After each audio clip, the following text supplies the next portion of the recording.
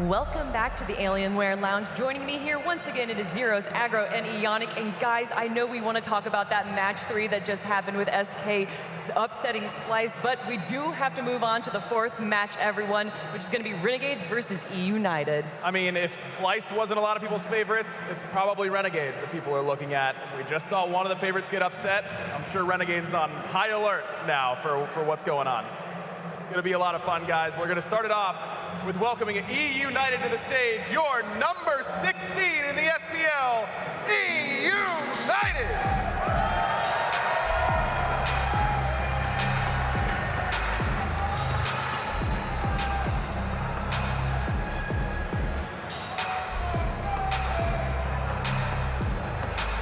And their opponents, the winners of the mid-season invitational, the Renegades!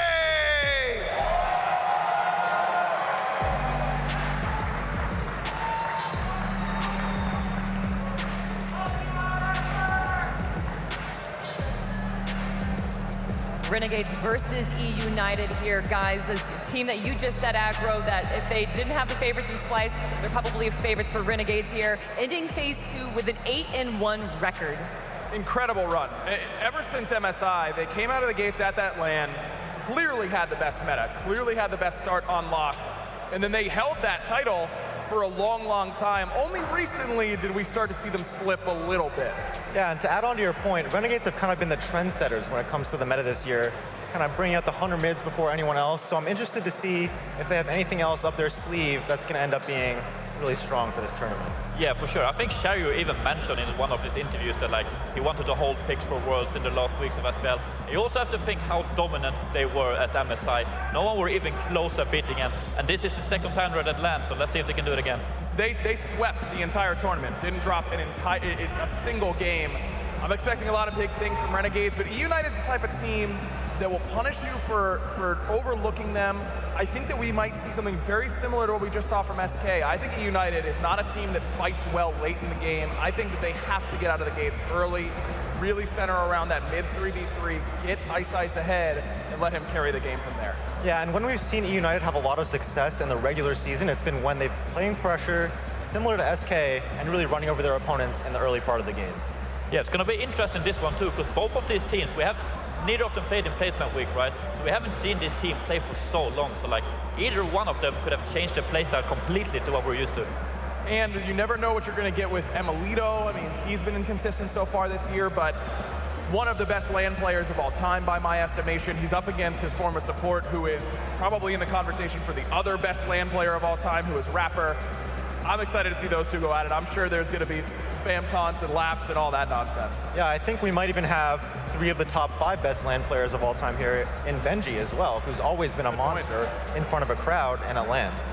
I mean, it's crazy. We have players from Team Rival who got 4 in seasons 4 and 5, the original Rival in 4 and 5, making it all the way to the finals. And of course, as you were saying, iRaffer going up against his former teammate emilitoo. Something that you guys were saying that he may have warmed up a little bit. The rust is now off. emilitoo is back. Yeah, it's going to be interesting to see emilitoo and iRaffer against each other. I'm pretty sure whoever dies and whoever lives is going to be facing a lot of spam something, I think. Have to. That's just the way it is. Wow, it's a really early Fafnir pick. And that really just tells me that Eunited has Kalas on their side. And you can tell that Renegades really respect his potential with that Fafnir pickup.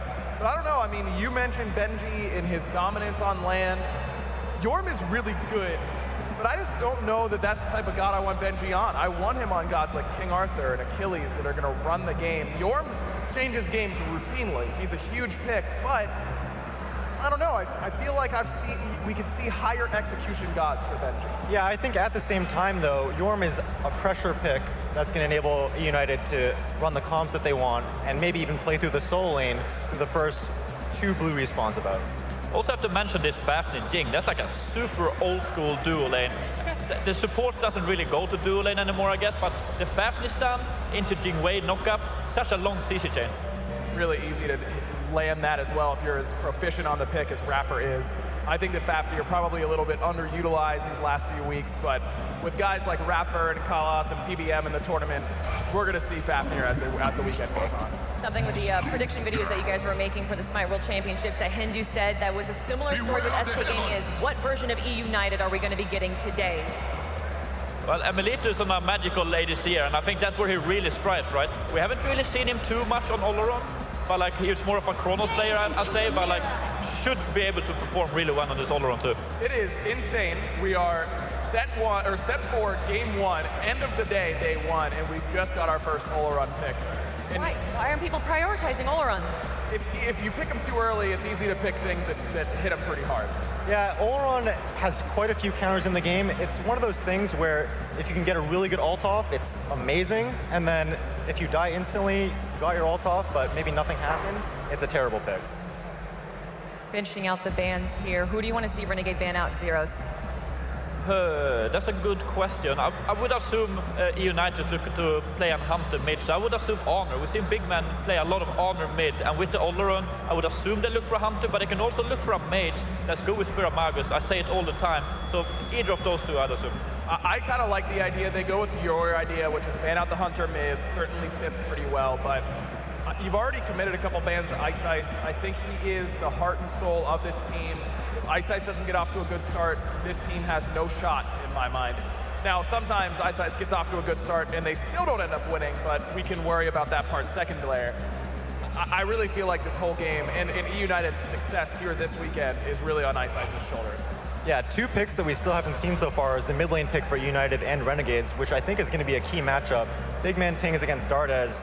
Both like to play aggressive, both favor the Hunter mids. So it's interesting to see who's going to get what. Yeah, they do play a lot of Hunters mid, but both of them really good mage players too. Dardez hasn't played that much mages, but I've played so much against him as scrims enough to know that he's an amazing mage player as well. So a couple physicals already, not quite 4. Fafnir is that traditional Guardian. And Cherryo played a little bit of Thor towards the back end of the phase. It felt like just an experiment almost, to try and get his feet underneath him on that pick. It still doesn't feel like a Cherryo god to me. He's really more of a facilitator. Thor can play that role, but I don't know. If that Amma wasn't locked in, I think that's Thor solo for Nika. Yeah, I think, yeah, maybe, but I think Cherryo, like I think he's improved so much this year. I'm not sure if it's individual or just like playing on land ping now, because he's used to playing on high ping back in Egypt, right? But I think like he has more than enough good mechanics to like execute really well on 4, so I think he could definitely be 4 for Cherryo. Anhur coming out here for Eunited, and the last time that we saw these two teams go up against each other, Renegades really dominated the early game. Eunited slowly starting to pull ahead towards the mid and late, but it did go the way of Renegades. Is that something, Yannick, that we're going to be seeing again, Renegades going for that early aggression? Well, I'm not sure, because I really want to see what Dardez is playing, because that pressure really depends on the mid lane. So BigMan already has his pressure pick on her that he's looked really, really good on all throughout Phase 2. Phase 1, he was more of a mage player, but Phase 2, he really got into the Anhur. Interesting Awilix pick here to round it out for Eunited. They have 4 knockups on their team besides the Awilix, a 5th with the Awilix herself. Jing is going to knock herself up. Fafnir has to leap away. It's early pressure. It gives you the opportunity to invade red. It's just a pick that scares the enemy team away from their own buff, and that's what's really important. Don't forget Anhur leap knocks up too, so right. Anhur jump into Awilix out. The whole team, they're going to be jumping in, and especially now that Dardez is likely going to be playing the Morrigan. Could be Jing mid and Morrigan ADC. We've seen other teams really panic. Cat's the only one who's convinced me that Jing mid is playable at this point. It would actually make sense with Jing mid here, I think. As I said, Fafnir Jing, a really effective combo, right? And the support plays a lot more with your mid laner these days than it plays with your ADC. So I don't personally like Jing mid too much, but I think that might be the case here. I mean, if that's Jing mid, how do they ever out-clear and defend their red? I mean, they just have no wave clear, I think, if they go with those picks. But even with the Morrigan, I'm not sure they have enough wave pressure as is. Xing on her Awilix has so much kill pressure, and their wave pressure isn't even that bad. So then if you're Renegade, what do you do to counter that? You really need to make sure that Cherryo is on time for these red buffs, and that's one of the big proponents of Thor is that he does defend buffs very well. He doesn't need to be there, can use his ultimate to get there, and his passive really lends itself to being surrounded by the enemy team. I think that this whole composition for Renegades is dependent on how well Cherry plays on this Thor. Ionic, we were talking about upsets in match number 3, and every time that you gave it to Slice, the other team won. So I want to ask you first. Wow, how are you going to call the man out like that? Hey, you went 0 for the last set. Let's see what you do. Eunited versus Renegades. Looking at the 2 comps that we have right now for game number 1, who do you give it to? I'm going to have to give it to Eunited, maybe a little spicy pick here, but I really like their draft. I think they're going to have enough space for the Olorun to make it to the late game. Yeah, I kind of like the idea of their draft. I think they have good early to mid-game transition. I like Kalas on the Xing Chen quite a bit. I really feel like it's up to emilitoo and how well can he utilize that ultimate. How safe can he be? Just because Ionic picked a United, I'm going to pick Renegades. My boy's on a bit of a cold streak right now. Yeah, I have to give it to United as well. I think they have so many combos to set up this Awilix. Also, really strong early game, good mid game, good late game, good everything, honestly. But then again, when you're against a Morrigan, I feel like the team with the Morrigan can always win. All it takes is one good initiation from Morrigan to win a team fight. So, but overall, I'd say United as the better drafter. It's going to be very exciting, everyone. It is game number 1, Eunited versus RNG. Make some noise! All right, welcome to our final semi-final match of the day. United and Renegades taking the field. Tom Banninger and Anatoly Alexeyenok taking the microphone. And of course, your favorite, Doug LeBlanc on the observation. Give it up for Doug. We love the love. We love the love. All right, so Toly, you heard the desk. A couple of split choices here. I gotta go. I love the draft from United. Jormungandr, the Anhur, there's a lot going on here. You know what? The floor is yours. Renegades is going to come out hot, dynamically, honestly. They have so many more options because Funballer's playing Morrigan. So they don't really have 5 gods. They basically have 10 gods at their disposal at any given moment from just that Changeling ultimate and the range. Cherryo's ultimate, he's going to need to make the impact. He can't play his utility style, the tank Naja that we've been seeing most of Season 6. He needs to make the plays fast because they don't have solo pressure from Nika. He's going to be chilling until the late game, as most Amaterasu should. Fafnir on iRaffer, he will be playing that utility style, getting Dardez in a very comfortable position. So how does the United stop this? They need to be able to get off that early pressure with Benji on the Jormungandr. They need iceicebaby to synergize from all the knockups and get off to a great early start. All right, now, iRaffer looking for the speed buff. Not going to find it as Ice and teammate deny the invade. Funball, on the other hand, having some fun of his own. Invading by himself versus the Olorun. The first Olorun of the tournament, actually. Surprising, actually, because it was a very popular pick in Phase 1 and Phase 2, so could see a lot out of him. But this makes a lot of sense because of the knock-up idea strategies that they've had. It's not only Olorun knock-up, you also got Benji on the Jormungandr, Anhur, Kalas with a pancake flip. And the whole synergy from Eunited is revolved around the knockups and a little bit of just space control. You're looking at that sanctified field ultimate from emilitoo. Well, that's about as much space control as you're going to get. It's pretty wild out here. Pretty wild out here for sure. Mid lane already, BigManTingz starting it. And the Anhur, where's it been? I love this Anhur. You know what's funny? What's up? Because we haven't seen Anhur so much from these other teams, it doesn't surprise me that we see it in this game. Sure. Because between BigManTingz and Dardez, they've both played so many different gods in the both phases, but their most played god, both of them, was the Anhur. So we'll see it being taken out here. iRaffer, as always, in the enemy's face, zoning for the Oracles. And that's a preview of what to expect from Renegades.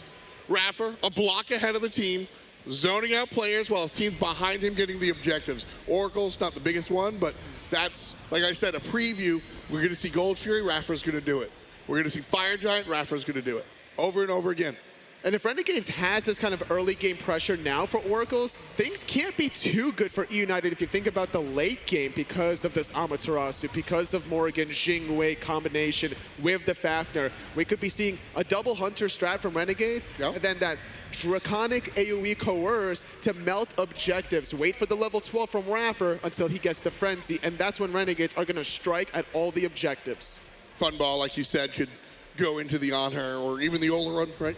Sure. Doesn't matter. Could even go to the Jing way if he really wants to. It's the safest gun in the game. Airstrike into safety. Everybody likes some critical strike. Early game kind of quiet. Not what we're used to. A lot of people have been expecting this early game invade. We saw iRaffer do it, but quickly walks away, right? A lot of people expected these early game kind of big round one punches. Not today, though.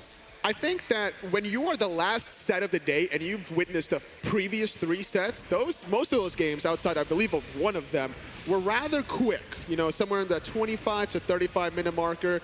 So there's a lot of strategies being developed from Renegades and Eunited from not only their own side, but what they've seen from other teams. So they're kind of feeling each other out. Like you mentioned, 2 boxers in the first round, not wanting to throw the big haymakers quite yet, conserving their stamina for the later rounds.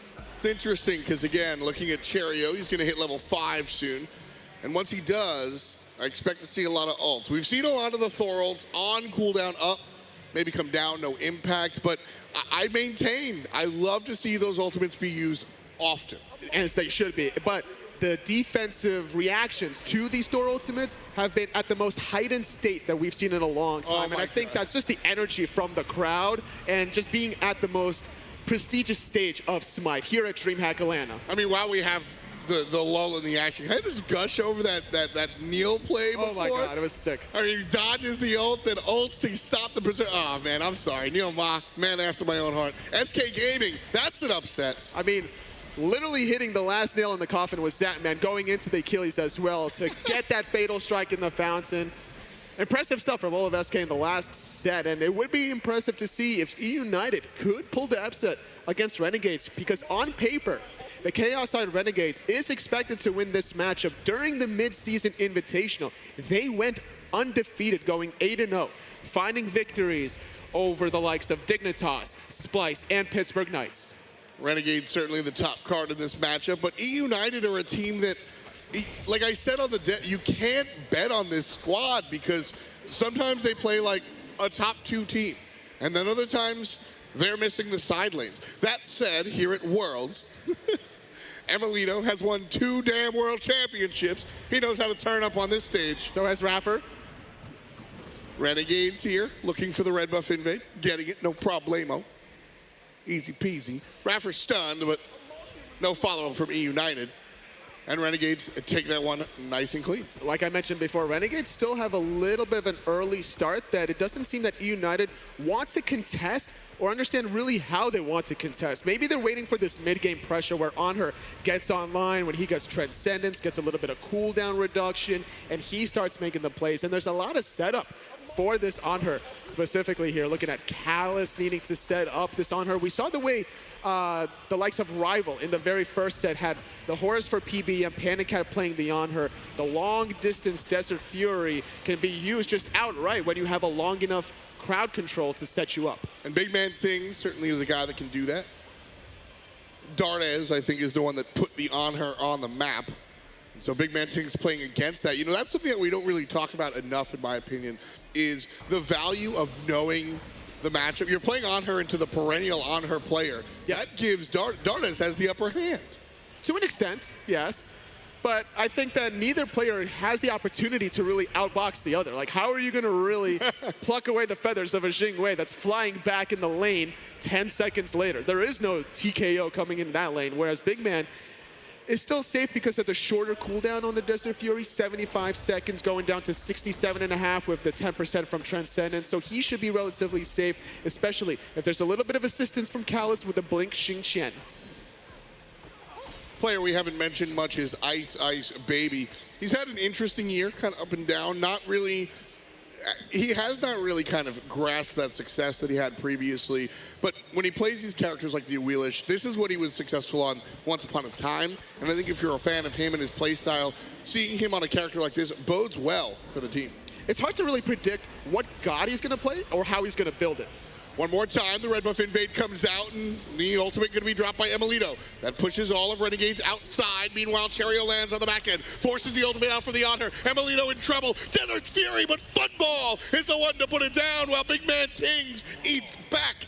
And Funball gets punished 1-for-1, 1-2-1 And Kala's here, knocked up, and there's the pull. That's what they're always looking for, F. is those pulls, making the statement, iceicebaby. We were just mentioning about him, his dynamic style, playing different gods. He made a real name for himself on the Naja, switching things up to the Odin as well, the Frostbound Hammer, Amaterasu. Like, it's hard to really understand what god he's going to play, how he's going to build it, but what we can expect is fights like that. Eunited is not going to allow Renegades to repeatedly lose their own red buff. Exactly. Renegades hit the red buff once, twice, and, well, 3 times is not the charm.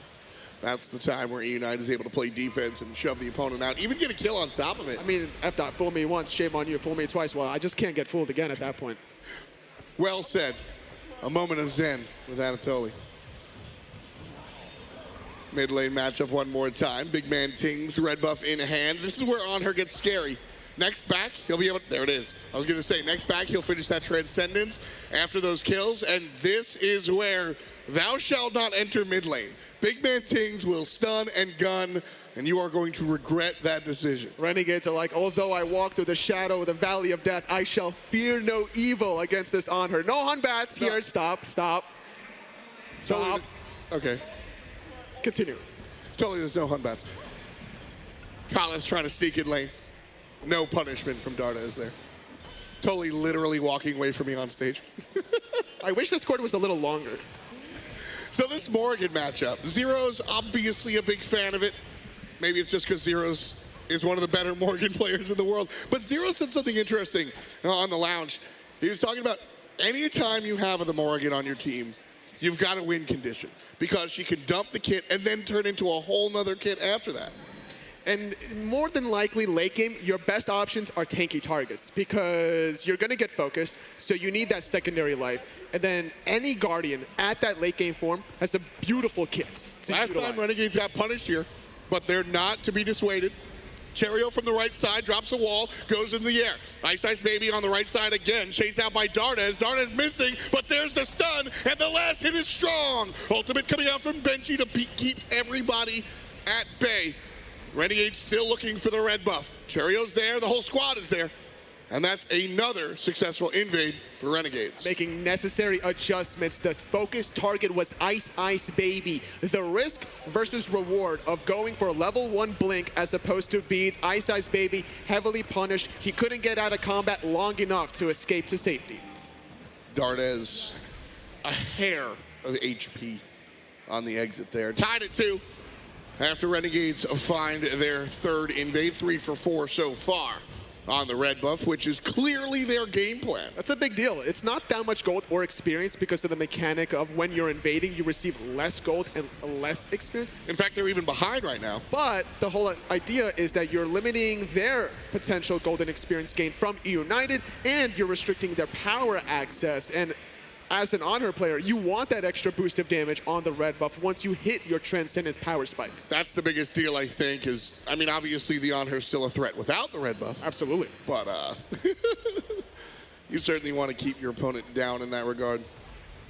Interesting to see Dardez going for a similar build though with the Transcendence. It's not a bad build by any stretch. It's just uncommon to see on a Jing way. Knowing how often you go back to the fountain, it's not about the MP5 necessarily, it's just about the raw physical power. Oh yeah. And it's never a bad idea, especially when you're going to be building into attack speed later on. And with her steroid of the agility, you got a little bit of a boost there as well. You obviously want the power. She's going to build in some critical strike. Oracle Vision being contested. United have the upper hand here, and it looks like that'll be the choice. And the Gold Fury Vision going to the red, white, and blue. Renegades taking this early game rather slow. Tied up here. Cherryo, is he active enough? Should he be more active? What's your take on the Thor player today? I think that Renegades are very comfortable waiting till the late game. Yeah, you are a Thor. Yes, you do have global pressure, but you don't always have to force the issue there. You could always just kind of take your time and just see what opportunities naturally present themselves and put yourself in the correct position. There's no such thing as luck. It's when opportunity meets preparation, and that's kind of what Cherryo was waiting for, the opportunity.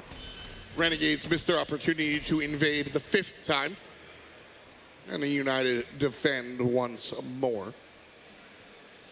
This farm-centric game is going to benefit the Awilix, though, if we're just looking at the junglers. Sure, 1v1, yes. Exactly, and I mean, when you're talking about Awilix, that's a character that can create the own 1v1. Some knock-up down the block, you pull the character in, what are you gonna do? That feather step will hurt. Thor, on the other hand, I mean, don't get me wrong, he still hurts, but the ability to find the pick is different.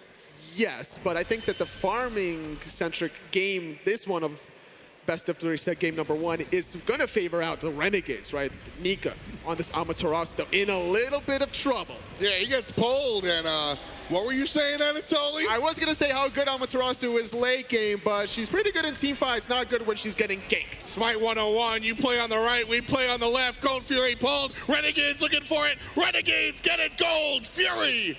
And that'll give Renegades a slight lead, biting back where Eunited did before. I'm sure Nika is screaming worth as he fell to the grave from that one. And that's just like you mentioned, SMITE 101. That play was basically Renegade's forced hand. Like, Eunited should have been more adaptive on the left side when they overextended on the right. And honestly, iceicebaby on the Awilix, I'm surprised that was his first gank attempt on the Amaterasu, because at level 14, when you maxed out your Divine Presence, it's actually harder to kill the Amaterasu at this stage of the game as opposed to once you just hit level 5 with a gravity surge to begin with. Don't forget she's got damage reduction, and there's a whole lot going for Amaterasu. She has a little bit of health, physical protection. It's not that much to speak of, but if you don't kill her, you will never kill her because she has that 25% movement speed and plenty of sustain from switching those stances on top of it. So looking like Eunited going to figure things out a little bit more because they're losing their red buffs, and now they lost the very first objective of the game, and they kind of maintained a little bit of an early lead, and now it's starting to slip through their fingers. Well, they're still kind of hanging on. They got the Pyromancer after the fact, and they were able to get their last red buff, but I see what you're saying. It's definitely they were a step in front, and now they're a half a step behind. Gold tells a different. It's all tied up. Who cares? 15 minutes in. The biggest difference I'm seeing here is the level 12 Kala's Xing versus the level 11 just now hitting it is iRaffer's Fafnir. That's going to be a bit of a delay for that second relic. So if Eunited wanted to use a power play opportunity of 10 relics versus 9 team fighting relics coming through from Renegades, better be sooner rather than later. It might be. The relics, and that might be why we see the teams kind of hold off a little bit. We see the frenzy coming out here from Kalas, and Eunited might be looking for their moment after the fact. Now they have that ability to kind of hit the gas button. Fury respawns in 250. You think we see the frenzy pop there from Eunited? I don't think right away, like not on cooldown respawn. Maybe if they know Eunited all back at an incorrect timing, absolutely, we'll see that. But with Renegades having Fafnir, we actually could see it being forced out of them. Well, that's what we're gonna have to look at, because again, you mentioned the ability to burn it down, but Eunited have some threats. emilitoo just drops the ultimate, and that all of a sudden makes anything Renegades wants to do automatically uphill. So teams will have to keep an eye on that Gold Fury pit and what it can reflect. Making some adjustments in the builds is iRaffer. Very early Mad Guy's Cloak. It's basically a timing window where it's like, all right, well, I have my second relic available. I'm not going beads, but there's a lot of CC I got to worry about. Gravity Surge as well, when you're using that underhanded tactics, that third ability from Fafnir just to leap away, maybe through a wall. Awilix has the timing window to pull you back in. So I like the idea here, but you're not really providing too much utility for the team. Like, let's say, for example, going Relic Dagger, if you're going for a Frenzy anyway after the fact, which a lot of supports have tended to do in Season 6. Relic Dagger, cheap, easy, close and cheap. Health, also 40 seconds. Right side is where we're going to see a little bit more action. Benji zoning out Nika, while Kalas and iceicebaby look for the blue buff invade. Ice on the money. Everybody else zoned away. Nice try, iRaffer. But the blue buff does go to Kalas. And so Eunited now on an invade spree of their own. getting Renegades back for all the stolen red buffs. When you make aggression in SMITE, it has to be calculated aggression. With 1 minute and 15 seconds during that window of the Fury respawning, even if Eunited went down in a blaze of glory, they're not losing the Fury. They're not losing probably any towers with the respawn timers being this short. So a small little edge by grabbing anything that they can. And blue buff might not seem like that much in the grand scheme of things, but it's just controlling the map pressure that you can get. If you can somehow chip away at this tower, that could be like some kind of weird side effect later down the road at 30 minutes in. It's like, oh man, if I had my tier 1 tower there, I would have probably survived. But I mean, we see that all the time. All of a sudden, the team fight goes down, and that's gate. Wait, there's 3 tier 2s up. They can't win the game off of that. Sure. So the slow chip away is actually a really big deal as we see these team fights go later and later. One more time, Gold Fury about to respawn here, Anatoly. Excuse me. You had mentioned not necessarily on respawn, but just if the opportunity arises. Do you think the teams should look to create that opportunity? Based on the map positioning of all the players, I don't think it's worth it right now. It looks like both soul laners are ignoring the right side of the map because both teams have a big threat of burning that objective. You got Frenzy onto Callus. No Frenzy for iRaffer, but just playing Fafnir alone and that AoE Coerce is just as good almost as that Relic. Well, right now, United gonna look to collapse on Renegades. Benji's coming up with a big flank. Underneath the ground, gonna pop up. Cherryo negates the knockup. Nice Berserker's barrage there. United seeping into the Gold Fury pit will start it up. Renegades obviously have vision of the moment. There's a lot of poke potential from Renegades, which is why I'm surprised that Eunited want to try to go for this in a straight-up 5-on-5. Between Cherryo stunning somebody from a distance, iRaffer throwing a hammer, there's plenty of follow-up damage between the backline. Dardez and Funballer are looking for that setup. Well, right now, one more time, United seeping in flank. The Gold Fury. Here comes Renegades from around the left-hand side. Frenzy is popped by Eunited, and Thor goes to the sky. Who's Cherryo's target?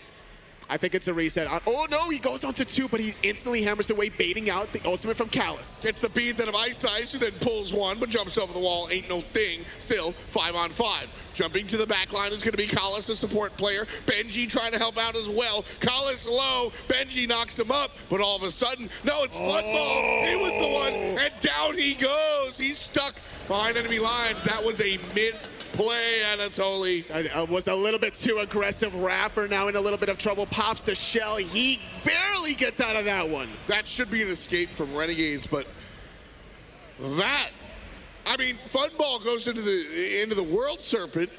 1, 2, 3. Yeah, you have to know the third one is never offensive, especially when you know you're using that World Serpent to extend Dardez. the duration of your own Changeling ultimate. Look at Dardez from around the backside. Cherryo tries to do it, but can't.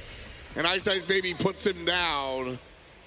Dardez won't get much from his flank either. The Primal Fury goes to Eunited. There definitely felt like there was a disconnect between Funballer and the rest of his teammates there. I saw the fact that iRaffer was using that Draconic transformation, but he never went in because Funballer detransformed a little bit too early, or at least in an unexpected fashion. So the team fight was over. Once you lose your backline there, iRaffer called off the rest of the engagement. Tough stuff there, though. Just past the 20-minute mark, and United leading in the kills and the gold and the experience. Albeit not all that much. 17-79 here for the gold differential. The experience a little bit up there as well, but really it's 1 level here, 2 levels there. Yeah, there's no use of crying over spilled milk, which is basically what happened. Renegades spilled a little bit of milk, they'll clean it up, they'll kind of move on with their lives. So it's still all about the late game, and like I have to mention, from the beginning of the game, their draft a little bit more favorable towards that late game. Certainly could be. United showing 3 players on the right side of the map. No Fury, so no punishment. Callus leading up as his team looks for the Pyromancer. Nika knows, but nobody wants to die for a Pyro, so easily United grab the little guy. 2,000 gold in the lead now, Anatoly. What I am surprised is Funballer's build as well. Not going for the do more right away. Really rushing. A lot of cooldown reduction. When's the last time we saw this Chronos pendant? Big man though. taking a huge chunk of damage. Blink to the back from Kalis to ensure the tier 1 tower goes down. iRaffer wrapping, going to Thor. Team fight initiated. Emil in the ultimate, doesn't matter. One more shot will do it, but Ice deals with Cherryo. Dardez takes down emilitoo, and BigManTingz answers. Funball surprise jump. Funballer 1v3 getting punished yet again. 2 team fights in a row. Eunited with a very easy 3-1. Shoutouts to emilitoo, surviving longer than he probably should have in his own sanctified field. Yeah, I mean, that was a great dance, great juke. That's what he does. iRaffer gonna jump in, try and stop the tier 2 onslaught. Nika finds the kill on a BigManTingz. iRaffer, though, might be between a rock and a hard place. Stun number 1 is good, and there's the knock-up. And Benji gonna continue going on. iRaffer served up, and the World Serpent puts him down. Renegades trailing by a whole decent chunk. Tier 2 tower is still going to stand because of Jormungandr, not enough to melt that objective, but Eunited still with plenty of kills for themselves. They're starting to pick up the pace now, really understanding that this mid-game needs to be in their own court, on their side of the court, before Renegades start to score some points themselves. Yeah, this one has been methodical. It really has been, like a battle of inches. Just piece by piece. Renegades down 4,000, looking for the fire giant piece of their fight. Okay. Down half HP. Here comes Benji and Kalis. Renegades refuse to give it up. 10% left to go. Renegades get the fire giant in the Olorun ult. Now they fight into it with an Olorun ult of their own, and emilitoo is able to answer back. Still, going forward, though, is Eunited not deterred. They want to get revenge for losing that objective. It should have been Eunited's name written all over that fire giant, but Renegades, they have a window of opportunity, and they just snatch it away. Well played. Funball won't have the fire giant, but 1 for 4 plays with the fire giant. Usually a nice look.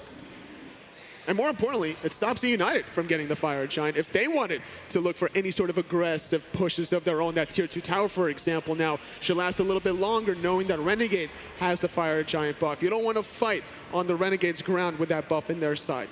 So what does that mean, Toli? Does Eunited just sit on their hands in their base? Are they going to defend against the Fury in a minute? Are they going to look for plays on their own and force Renegades to answer it? What's the game plan here for Eunited? I think Eunited just play off of their vision. Wait to see what Renegades do, adapt to it. If they see all 5 members, don't fight them. If they see maybe 3 and they know where the other 2 are, take that fight for sure. Gotta be looking for it, kind of, no matter what. 4 kills for Renegades. 3 assists for the Egyptian jungler. Cherryo, I think, on this Thor pick has been a little lackluster, Toli. I've been asking for a lot out of our Thor players, but I think that's fine. The character can do a lot. So I see this performance, and I don't get the pace setting that I want. We're playing Eunited's game. I don't get the objective threat that we want. Eunited have routinely picked those up, minus the fire giant. Sure. And so I'm asking for a little bit more to Cherryo. I don't disagree with your request of seeing more from a global jungler in general. It doesn't matter if it's Cherryo or otherwise. That's exactly what I'm getting at. But I think his build should be fine for the late game. Oni Fury is going to be taken by Eunited as they planned it. iRaffer goes in the ultimate. Cherryo whiffs his. And Nika's going to hit the wall. Here comes Olorun ultimate. Easy. Benji in the ult. And looks aggressive. iRaffer 25%. Funball doing it as well on the left-hand side. That's it. That should be it. That was a good defensive sanctified field to allow the escape from Eunited, getting an objective for themselves, but still wanting to get a little bit more. Renegades was thinking about wrapping around underneath that tier 2 tower, but they gotta go through the tier 1 first. It's gonna be a little bit rough here, Toli.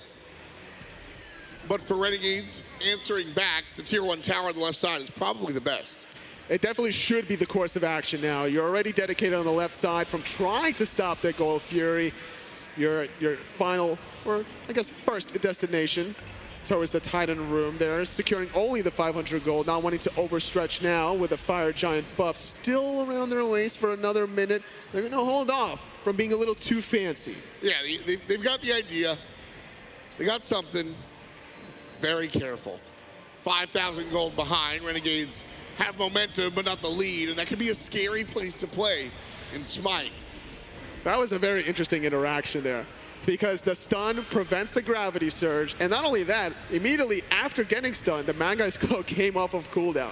If that came off a second earlier, I think iceicebaby would have looked for the gravity surge. Probably. You got the window. Jump on through. Renegades still grouping up. They've got a little bit of time left on the Fire Giant. About 1 minute and 15 left on it. Mid lane looks to be the focus. Benji's over the wall, lets everybody know. And the mid lane goes down painlessly here. Yeah, United caught a little bit slipping there, but the bigger priority was securing the red buff, but BigManTingz can't even pick it up. He still has the speed buff as Renegades secure a free Pyromancer, just adding a little bit more gold, still waiting for like this one big death ball team fight from both of these teams. Still a 4,000 gold lead here for Eunited.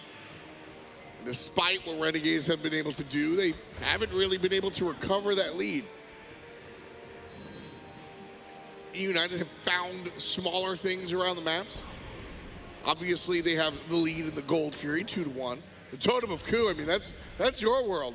7-2 there. Sure, 625 gold, favoring out United collectively from that difference, but it's more about what you do with the MP5 and the movement speed early game, and I think that's kind of why United built that goal lead, and that didn't really help them do anything offensive. They were just kind of using that to get other kinds of farms. So Renegades feeling frisky at that red buff. Didn't translate well in the mid game, but they're still in it.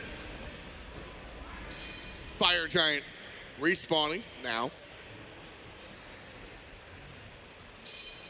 United with a decent bit of control around here. The map placement, certainly a good look.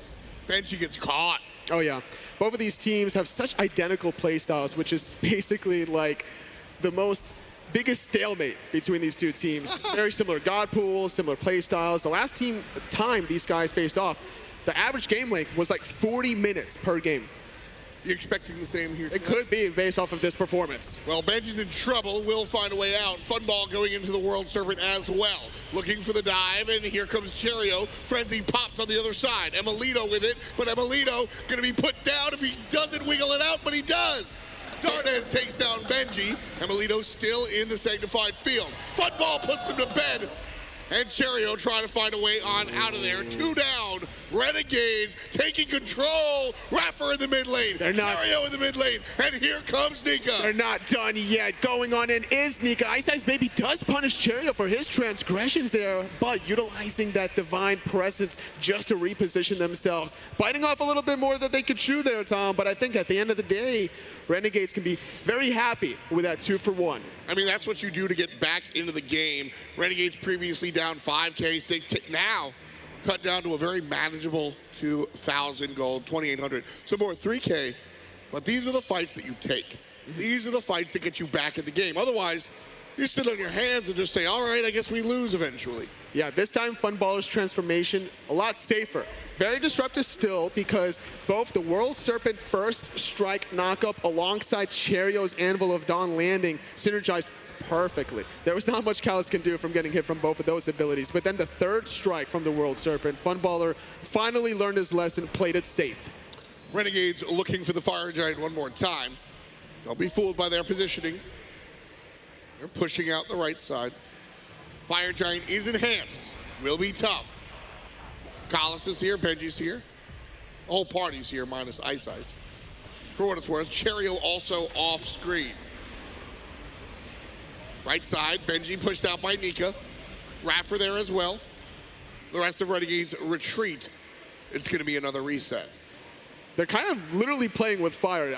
Like, just not outside of Fire Giant. I know you gave me that look, but to be able to pull a Fire Giant 4-on-5 when Cherryo is not there is so dangerous. Well, it's here the ultimate this late. bluff, because the team is not going to be able to see the Thor, because it's going to secretly go up.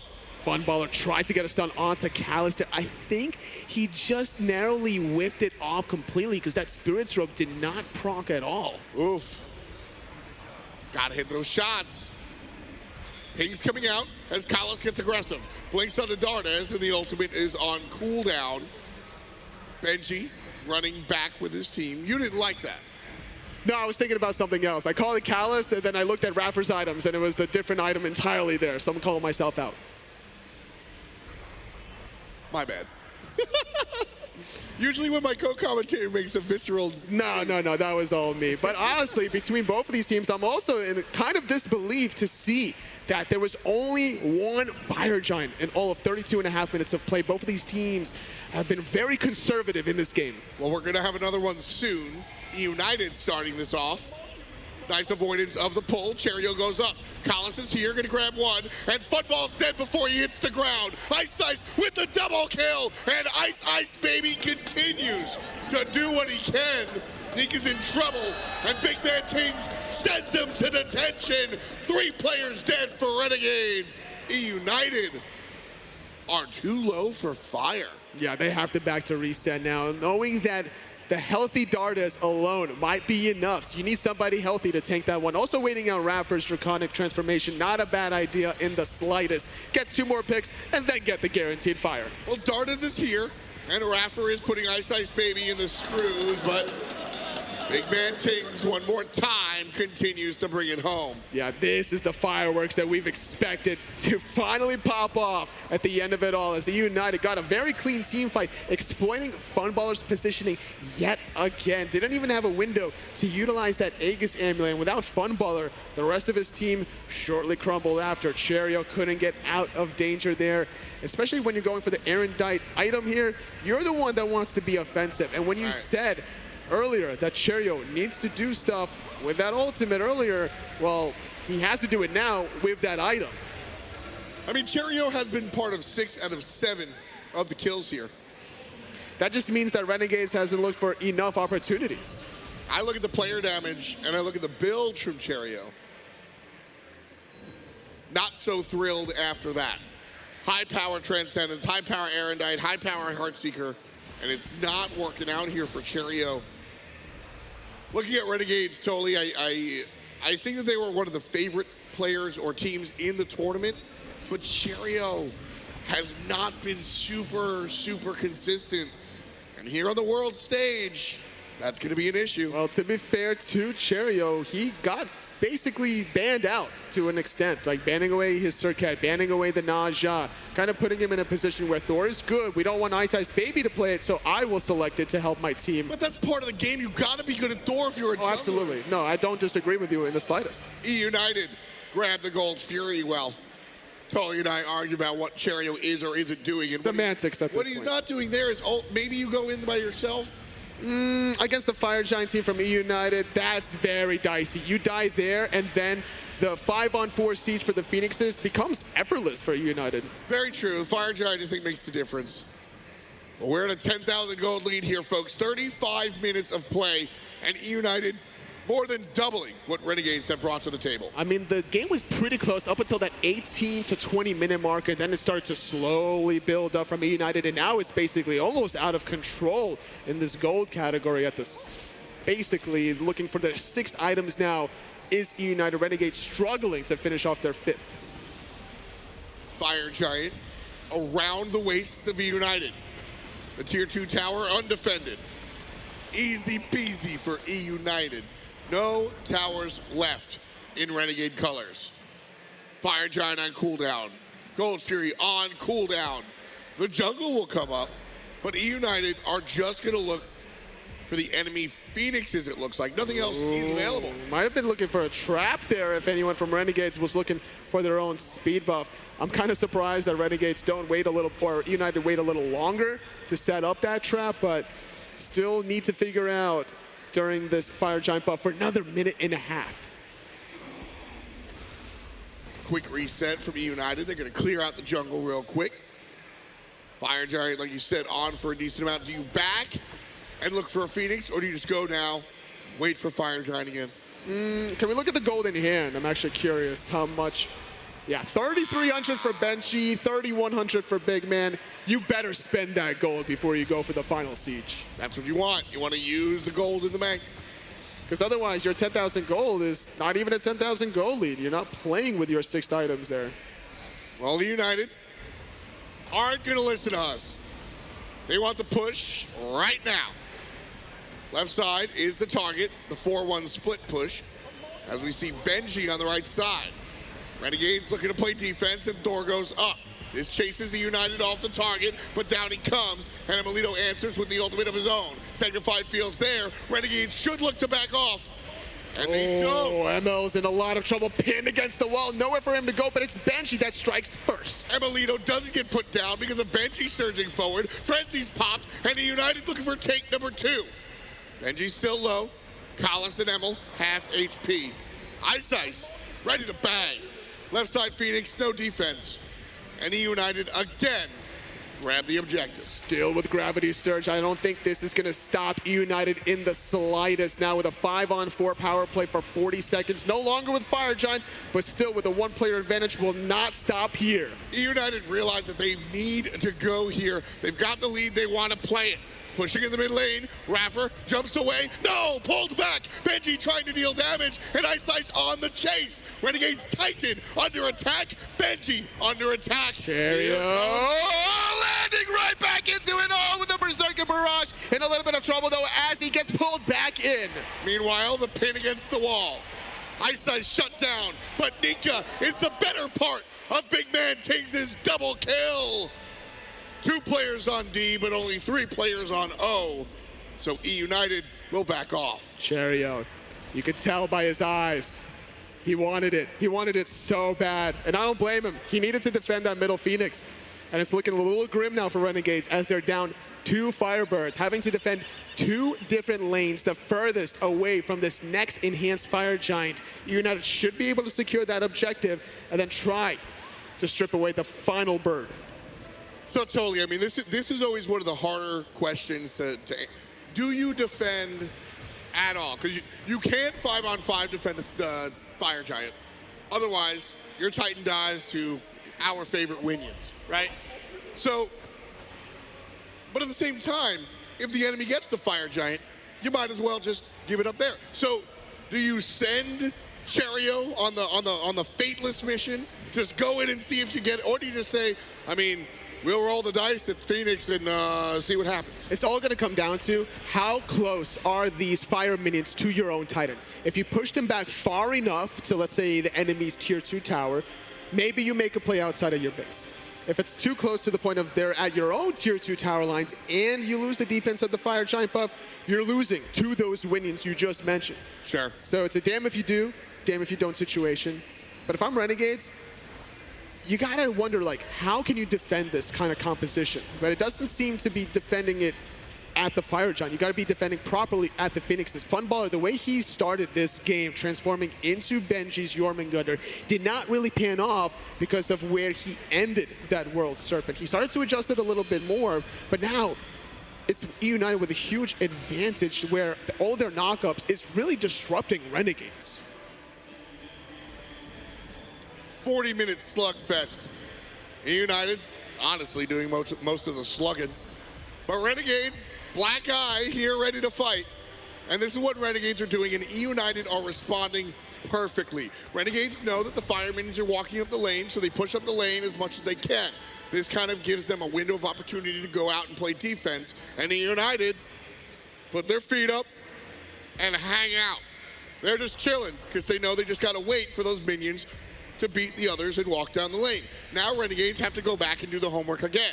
Nika's back on the left side, Thor's in the mid lane, and they're pushing up the waves a second time to see if they can come and defend.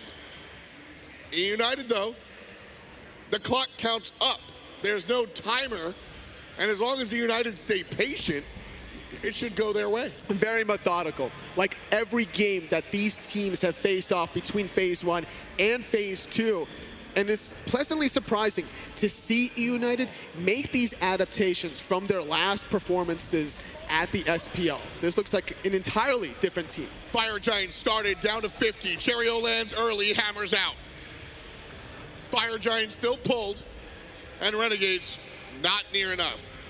The right side Phoenix has respawned. The left side Phoenix has respawned. Those should be safe, looking at how far those waves are pushed up. Left side actually might be taken.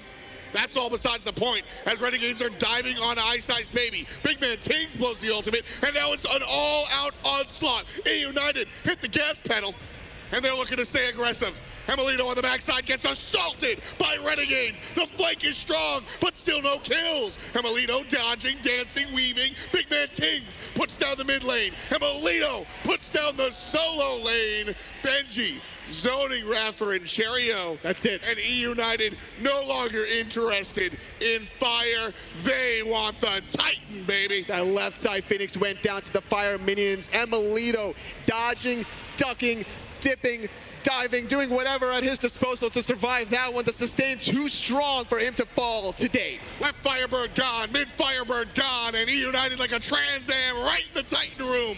90%. And there it goes, game number 1 to the red, white, and blue. A great showing from Eunited, honestly, after the way they ended the SPL Phase 2. A lot of analysts, a lot of fans, a lot of players out there thought, how could anyone stop Renegades? But Eunited shows how in game number 1. Hey man, I thought this would be easy. I thought Renegades would show up and do work. Little problematic though, Eunited coming through. They put Cherryo in a vice and they twisted and turned, and Cherryo did not turn up. There are no favorites at DreamHack Atlanta, honestly, because the way SK beat Splice, and so far in game number 1, who knows what's going to happen in the rest of this best of 3 set. What a performance from Eunited. I like their composition there. Really panning around iceicebaby on this Awilix pick. Knockups galore throughout. Great choices there. Coach Hazer representing Renegades here live in the studio for the first time all season. He's been working remotely with them, so that's a good look. Because again, I think this was really just a story of Cherryo not doing what he could. He did not stand up on land. He tried. That's got to change. He tried on the Thor. It didn't work out for him. There needed to be a better way to secure some of the backline penetration kill attempts onto emilitoo, on the Olorun. That could be the next step that Renegades take, banning that away. That sanctified field, a little hard to confirm the kills, and then the healing on top of it. It was tough. Eunited came and dismantled the opposition. Fantastic job. We'll be back with game number 2.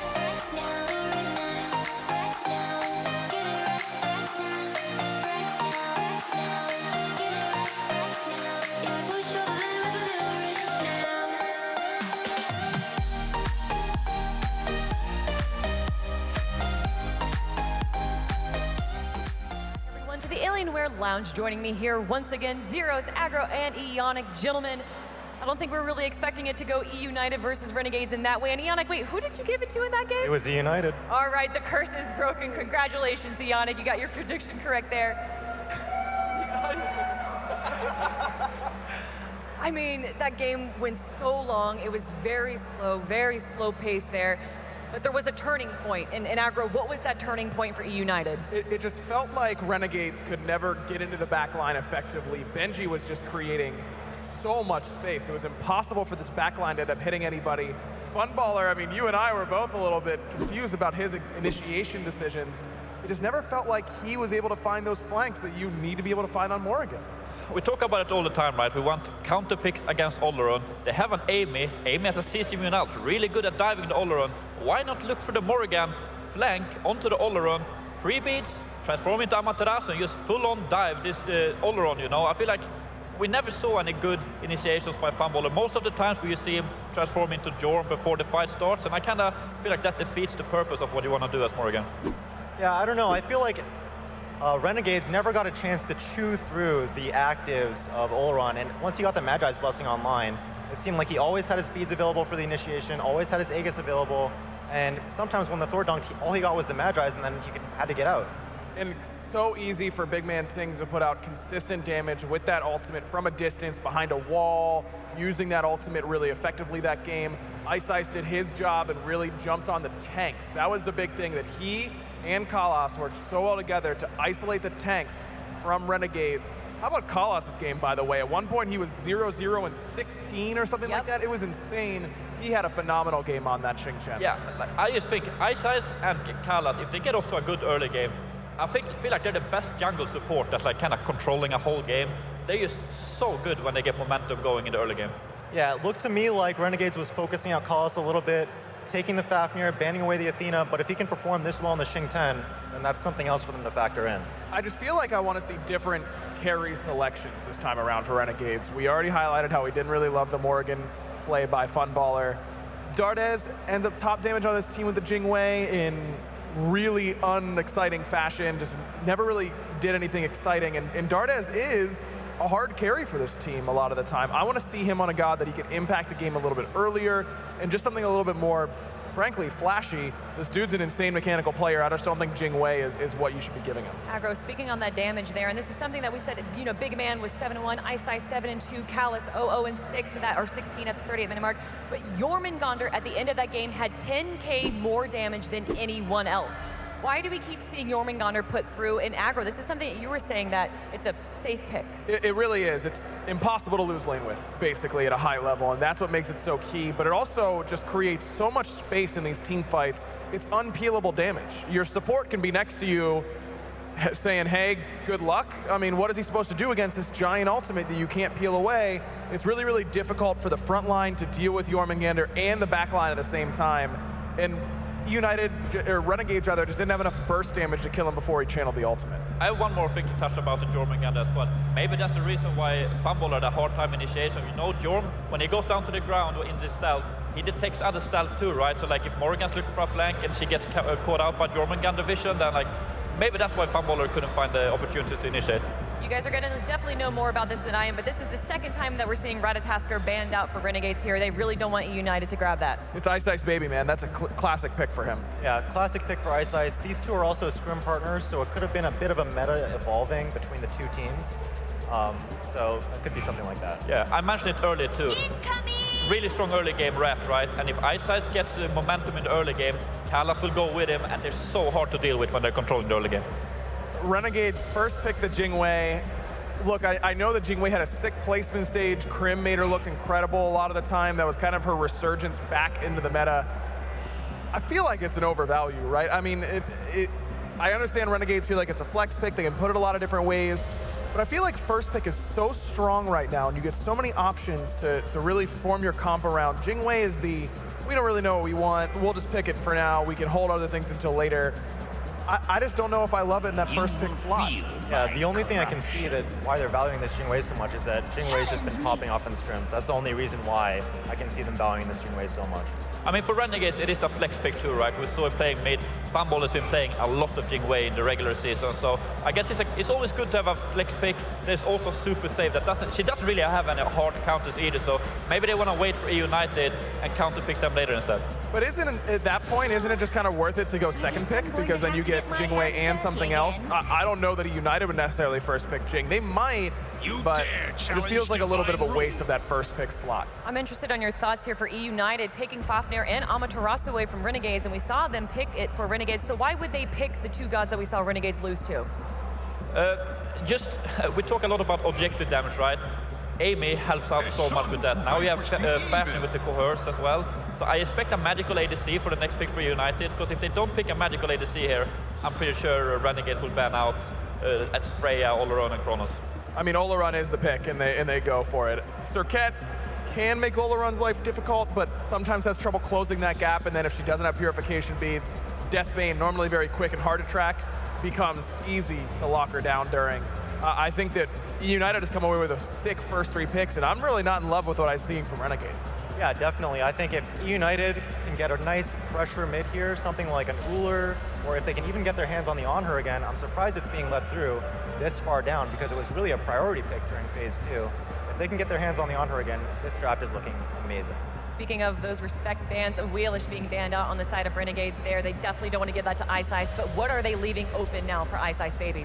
I feel like he might just go for the Thor because Cherryo didn't have as great of a performance of it last game. We expect that Serqet to be for him anyways. I think that Thor is definitely a pick that iceice has looked phenomenal on. It checks all the boxes. It invades well, it defends, invades well, and it gives him the opportunity to pop off later on in the game. The Anhur ban coming out now, definitely do not want to see that on BigManTingz. We're gonna see another Hunter though for sure, I think. Like, I know he's played Hu Yi quite a bit. Maybe he goes to the Uller as well. I think Uller would be really good. I'm not sure how comfortable he is on that, but I'm sure he can pull it out. Could be the Xibalanque. I think that's what they banned last game in that second phase, so that could be the direction that United's leaning. You definitely want something auto-attack based to pair with this Fafnir and the Olorun for sure. Yeah, especially considering how late that game went, how kind of passive the early mid game was. I think X-Ball could be a really good pick here for mid. Merlin could actually be really good too, because then we talk about the objective damage, can definitely compete with the ADCs, probably has more damage than ADCs. Then we get instead, we don't get double hunters, but we get the Spear of Magus and the Demonic Grip combo instead, so that would also work. And Amaterasu and whatever jungler iceice picks probably have enough damage between them that you can't just stack magical defense and stick through that. It's gonna be a mage, but not Merlin. Puch, a pick that BigManTingz has liked quite a bit this year. We talked about the Spear of Magus mage, and there you have him. It's kind of hard fighting into an Puch ult and Olorun ult on top of each other as well, so it's going to be pretty hard for Renegade frontliner, I think.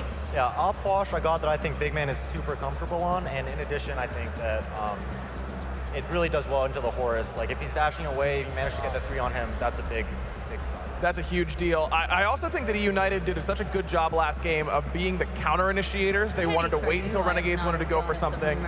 They'd back up and use that Yorm ult to create space. They don't go Yorm this game because they ban it, but they go Puch instead. It does a lot of the same things. It just stops the initiation from Renegades and puts Renegades on the defensive. Kind of weird comp for Renegades here. I feel like already, no matter what the United pick last pick, they are really gonna struggle here, I think, if they don't snowball this game hard. Because how do you win a team fight, I guess? Olorun, Puch, Amaterasu, and Fafnir.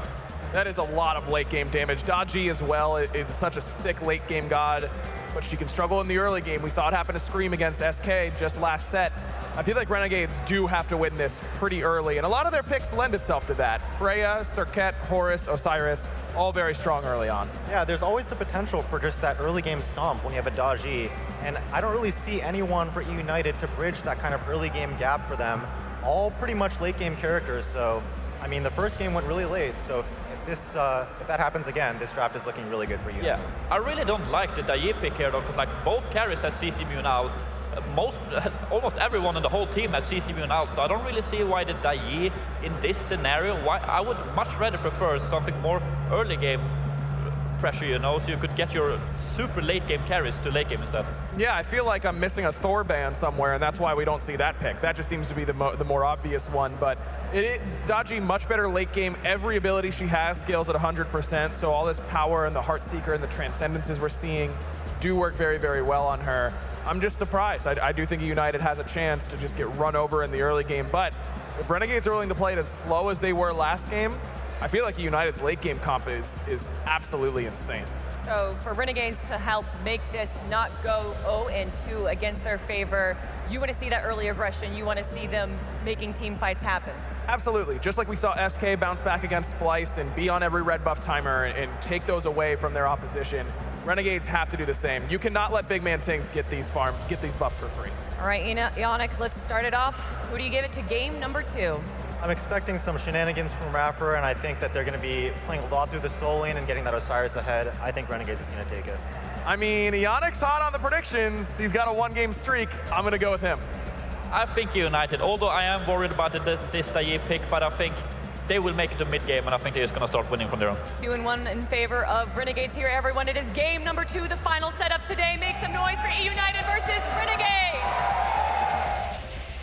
Game number 2, Eunited Renegades.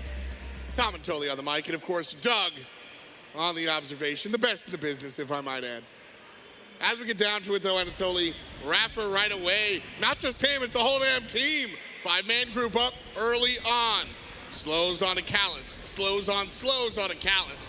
Everybody from United trying to run away, and Renegades trying to find the kill. Xing, Zag, that's gonna be 2 in the bag.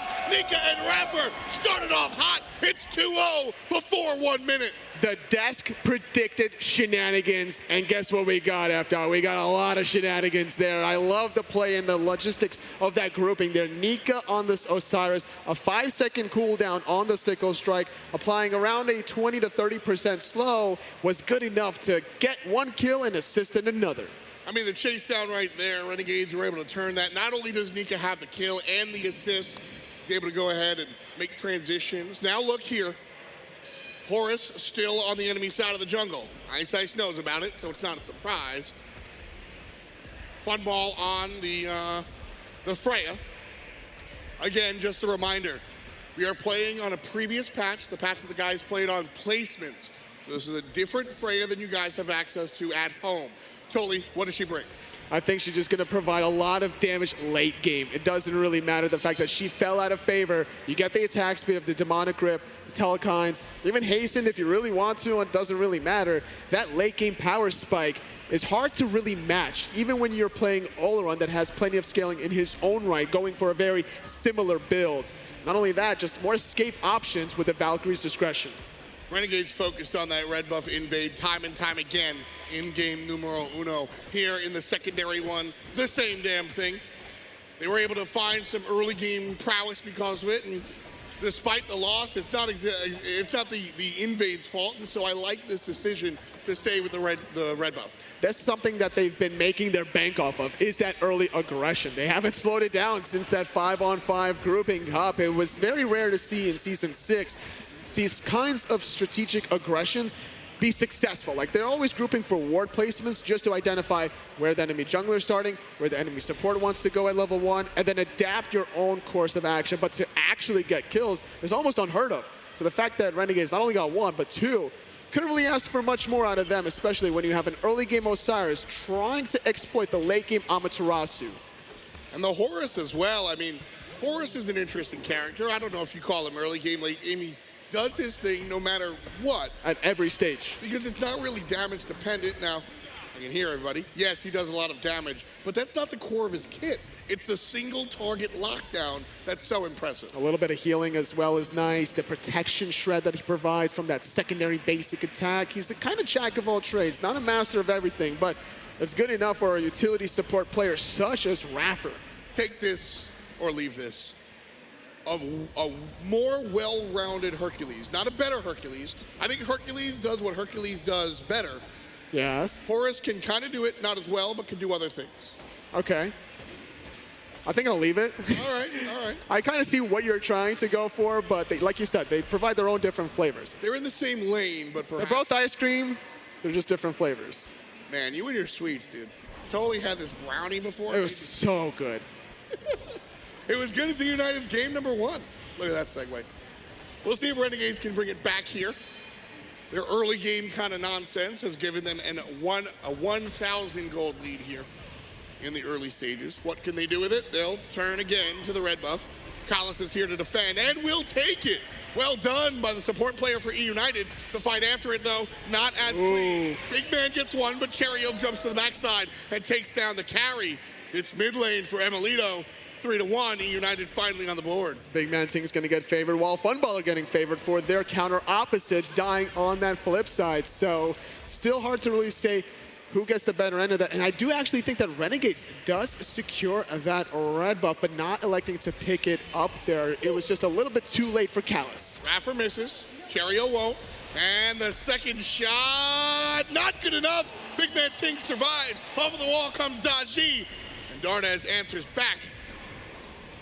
A rare miss from iRaffer. That's a dropped kill. So close. Now, to be fair, this Horus is now pumping insane DPS numbers to confirm that kill. You needed everything. Maybe a little bit of an extra body block would have went the distance for 1 or 2 more basic attacks for himself and also the likes of Dardez, but it just wasn't enough this time around. A little bit of a pillow fight there in the solo lane, as to be expected in the Osiris versus Ama matchup. Do you expect more Osiris this weekend? Because I think Osiris is one of the better fighters in this lane. It's hard to say because it depends on where the meta bans go. If you're banning Jormungandr, then probably going to be seeing more Osiris. But then again, now we saw Cerberus in the solo lane. Xing is starting to pop up out of nowhere. Could see him flex to that solo lane as well. I prefer the Guardians in the solo lane, especially when you have that kind of magical penetration. But yes, I think that Osiris, you can never go wrong with him in the solo lane. He's the safest option that you have because hard to kill him, and he's going to be aggressive at the same time. His only downside, realistically, is his inability to translate the same effectiveness in the late game. He's more of a damage buffer than a damage provider. I like him against the tier. Right now, a lot of tears from iceicebaby. Picked off nice and easy. Funball and the team get the red buff as their prize. And that's a misplay, but wait, Renegades want more. Big ultimate into the middle lane, and that'll force BigManTingz to empty the crypts. And I say that's a misplay, Anatoly, because sure, that's invade number 2 of this game. But that's exactly what Renegades did the entire game. Eunited know that's coming. They do. You can't be there by yourself. That's just a rough spot to be in. They just don't have the proper aggressive vision as well, from what I'm seeing out of Eunited. Like, they have their own defensive side warded. They need to have it a little bit deeper to really identify it. iceicebaby one more time on iceicebaby. 5 kills for the Renegades so far. And this, I mean, how real is the in-between game, remember the Titans locker room speech? Did Hazer give them the special juice? Because what the hell's happening? This is a different team. I'll tell you what happened. They got 2 kills before the minions touched each other in the middle of the lane, right? Like, that's the confidence boost that you need to get yourself to forget what happened in game number 1. I'm glad you mentioned confidence. Because it was an 800, you get 500 gold for the first play. It was an 8 to 1,000 gold lead. That's not something that you build a house on. Sure. It is the confidence factor. It really is, because now we're looking at Nika doing whatever he wants in the solo lane. We're going to be looking at iRaffer rotating wherever he wants. Funballer on the Freya. Good luck trying to get close to him now with a 2-level advantage. So this is the confidence Renegades just building off of that house that they started to build. Well, we'll see if they turn that house to a hotel. Dardez chased back in the mid lane. You need 4 of those, and then you can build the hotel. Well, that's what I'm saying. House number 1 is going to be the early game invades in the red buff. House number 2 is maybe an objective in the Gold Fury. Then we find some other skirmishes. Fire Giants number 4, and the hotel's game number 3, homie. That's true. You got to follow me here. Dardez and Cherryo looking for the mid lane one more time.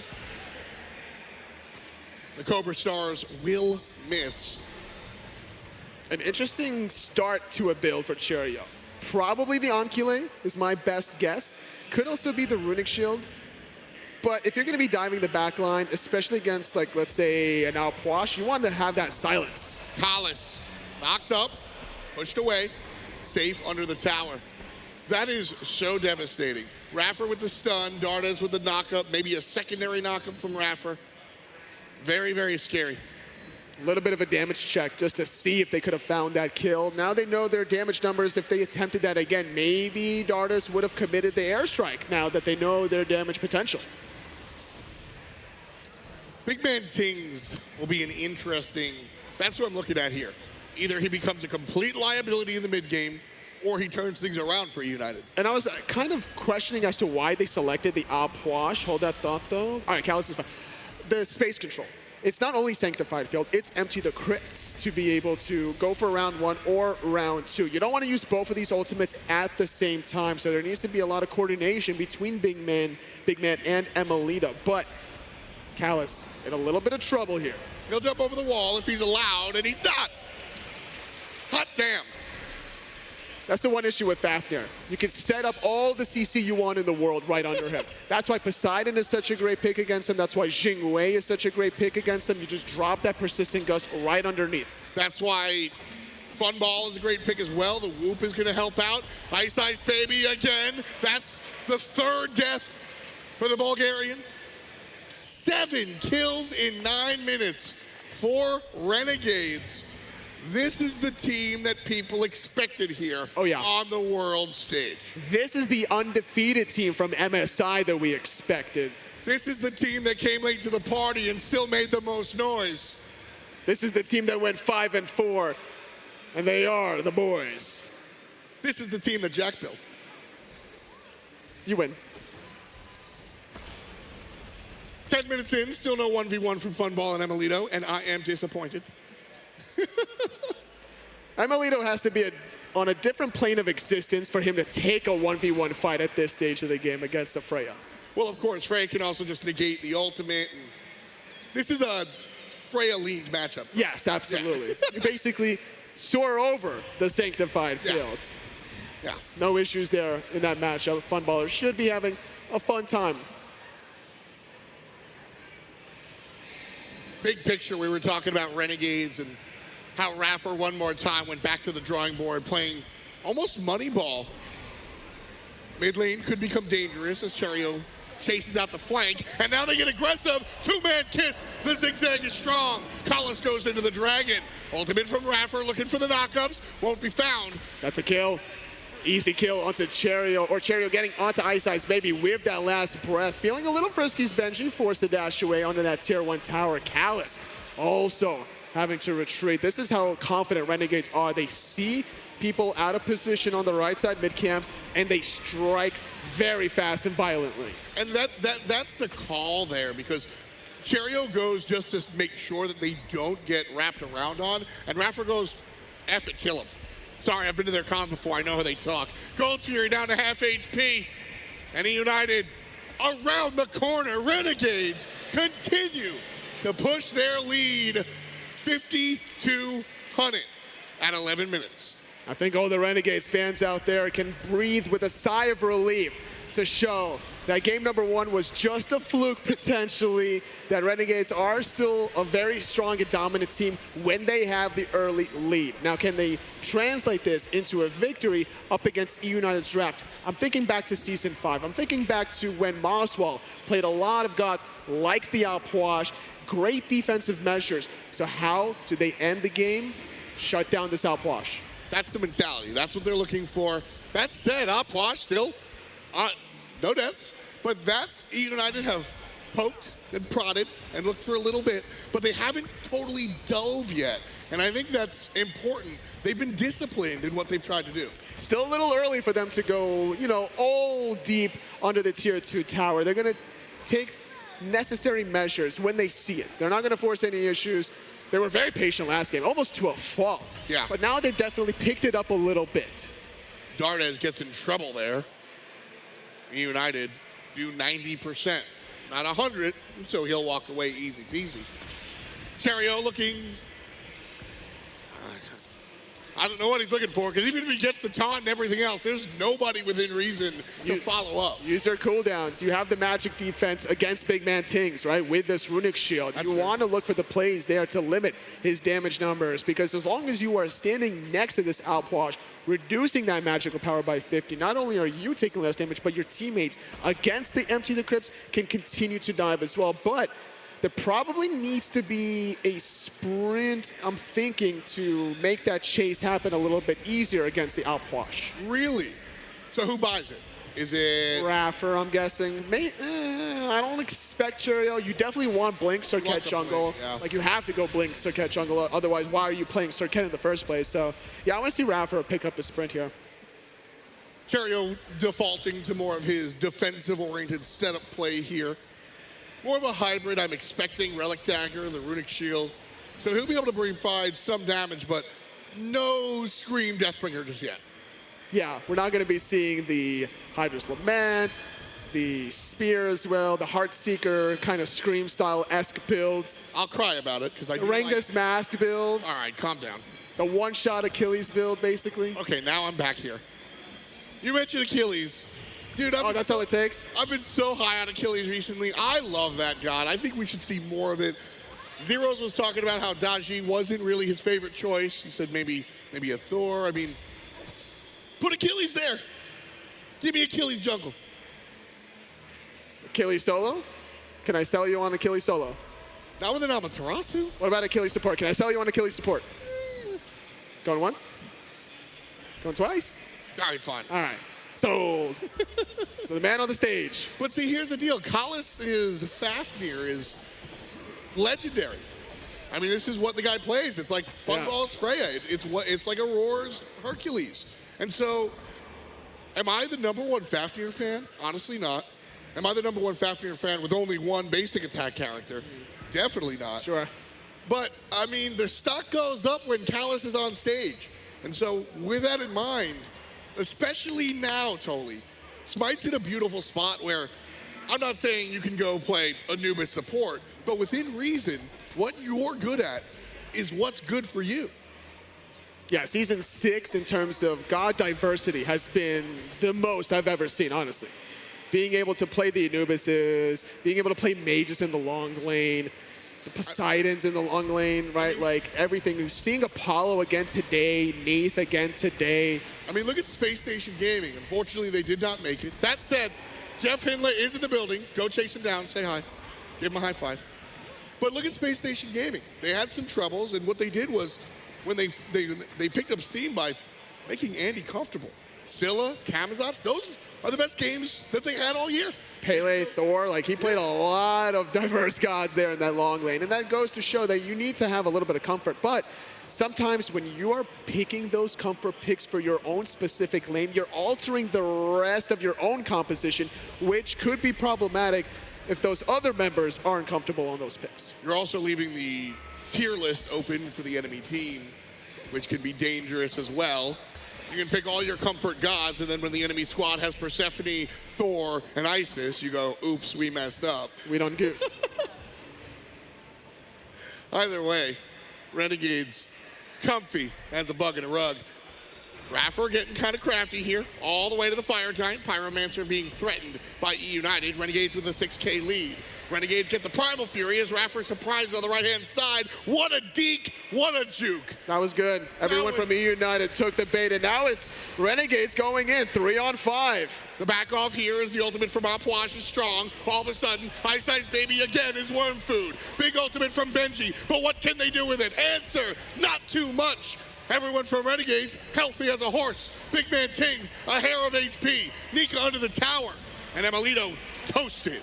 Oh, I don't think this chase is done here after BigManTingz, and Benji is looking for a world of hurt here. Able to save himself, but not his teammate. Benji under the tier 2 tower can only be a spectator as he sees his teammates falling one by one. iRaffer gonna zone Benji out here. The team will start the Fire Giant already down to 90%. Clinical. Renegades right now opening up a first med. This is a clinic, folks. Eunited learning by getting beat on. 25%, and Eunited members are around and local. Callus whooped up. Now Fire Giant being threatened. Here comes Benji. He's got the mirror.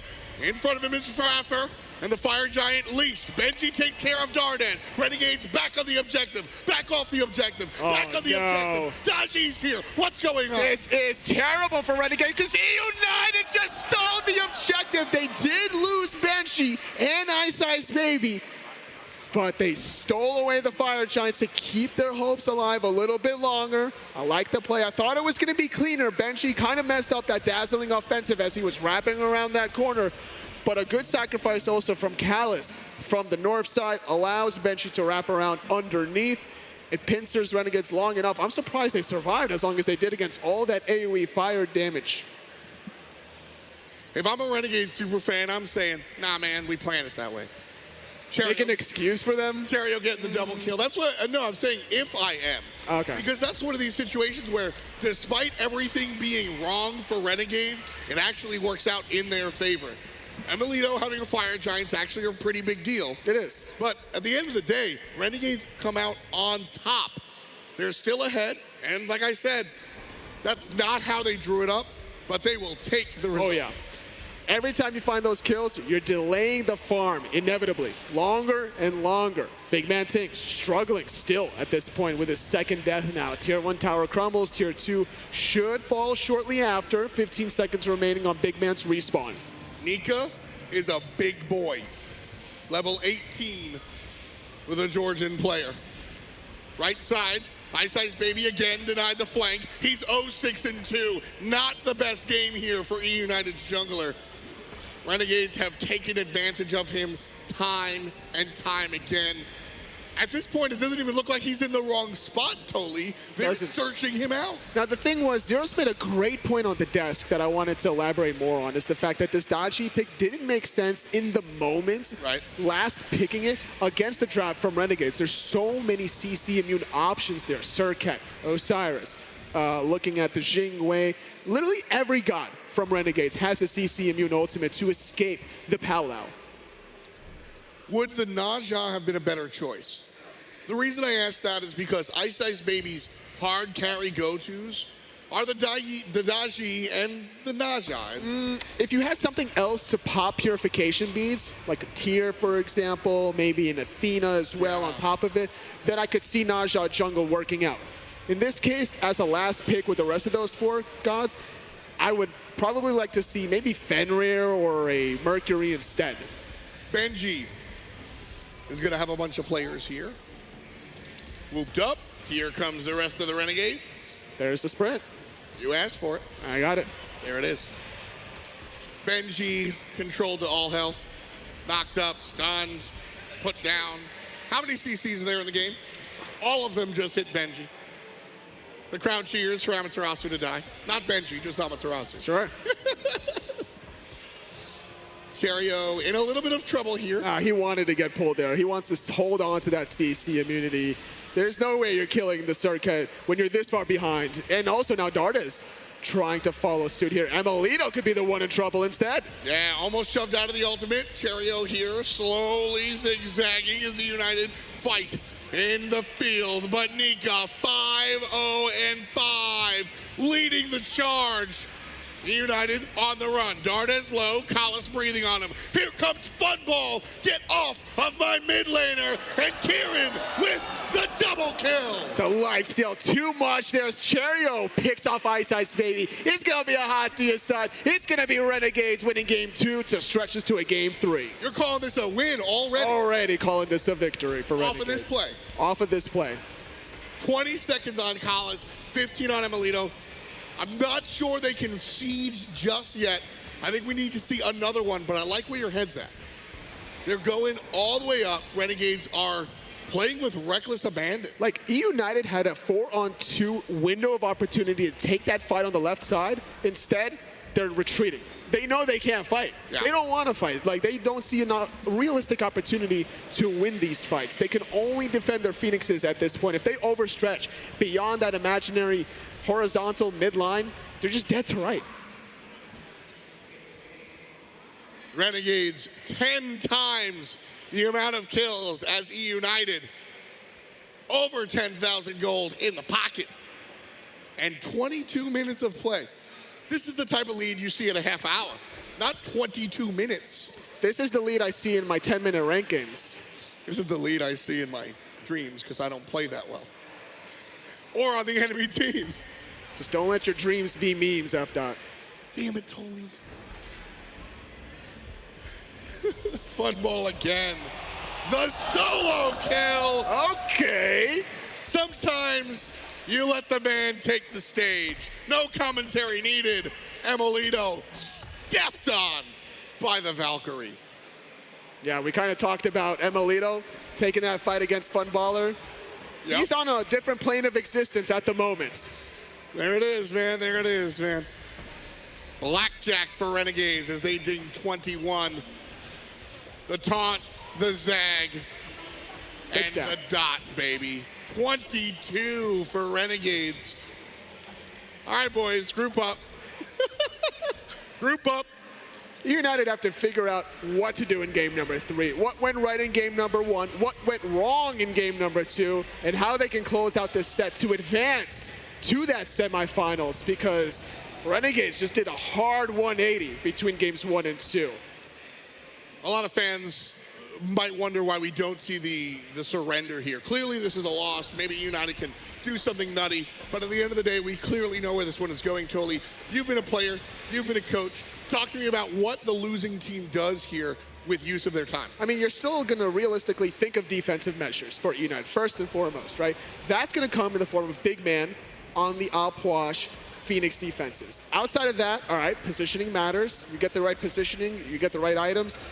While you're waiting for those Phoenix Sieges, you're like thinking to yourself, all right, well, this didn't work out kind of deal. We probably didn't need to take that level 1 fight to start off the game against an Osiris, against a Horus in a corridor where you get double knocked up and like slowed to infinity and beyond. And then you move on. You really didn't like that fight, did you? Not so much, no. Just a little bit, didn't like it. Totally seems to be taking it personally up here in the captain booth. But frankly, you know, I think at the end of the day, this is the season where defenders do very well. And we look at emilitoo's ultimate, we look at BigManTingz' ultimate, hell, even iceicebaby getting a lucky pull to the back of the Phoenix. Possible. United can sit on their hands and play defense. Now, if you want my take, I think they need 4 full defensive stops in order to get the tie game, quote unquote, and find out even. So it is obviously a climb of Kilimanjaro. But I think this is a composition, and I'm not just saying that for the theater of it all. If any comp would do it, it's the Puch, the Sanctified Field, so he doesn't have the tools. Whether or not they can Home Depot it, we'll see. MacGyver it all up there, build that shack, do a little bit of a hideaway. United trying to their best efforts, but Renegades not going to make it easy with this 3-2 split in the left and the mid lane. Horus and Osiris, tanky in that mid lane. The rest of the team on the left-hand side. A little bit of damage, iRaffer healing up. iRaffer thinking about how he's going to engage this, whether it's going to be through his ultimate, blink, or sprint, or just straight up dashes. He has so many options of how he wants to take this. My most favorite one actually on the Horus, utilize that ultimate outside the Phoenix line with minions to eliminate the backdoor protection, allowing Dardez to maybe just melt the objective. Well, Benji's going to be whooped, and all of a sudden there's a iRaffer on the back line. emilitoo's in trouble. Puch drops the Crips. Renegades step out, and they'll wait. That's exactly how you respond to the Puch. Nika, though, left unattended, chipped away at that middle Phoenix ever so slightly. No one can really stop him, honestly. He's too tanky. Now Renegade's going to do the same thing. emilitoo drops the ult, and they back off again. That's what should happen. That's what they're looking for in the backline. iRaffer goes in onto Benji, forces out that ultimate out of Emil. emilitoo's going to be dancing in it. Renegades wait for the moment, back off a second time. Frenzy popped as the United look for the slap back, and Nika shows up. 6-0-8 for the Osiris. And iceicebaby lands. Cherryo still looking for him. Meanwhile, the fight on the right side is Benji chased away from the rest of the team. Phoenix goes down. Renegades successful. Back off into the middle Phoenix. Maybe Nika does have teleport available. Looking for another aggressive play for Renegades. They have the Fire Giant buff for another 20 seconds. Mid lane's going to be the choice. Nika on the flank. Looking for it. Nika, keep in mind he's looking for that. iRaffer on the front side. Nika on the back. Eliminated his Callus. No, he actually survives just for the moment. Cherryo and iRaffer forced off by way of Benji. Halfway down thanks to Nika's split push before it's totally mentioned. Down goes the bird. Renegades careful. Benji looking for the kill on a Funball. Gets the stun, but he'll be put down. Eunited falling back. iceicebaby safe and sound. Renegades on the other hand getting low. This could be trouble. Funball dead. The dot good. Nika better. emilitoo down. Iceice down. Renegades sieging the Titan. 2 players versus 4. 75-50. The damage is big, but the defense is good. Not clear, not clean, but it's gone. Renegades in tremendous fashion. Take game number 2.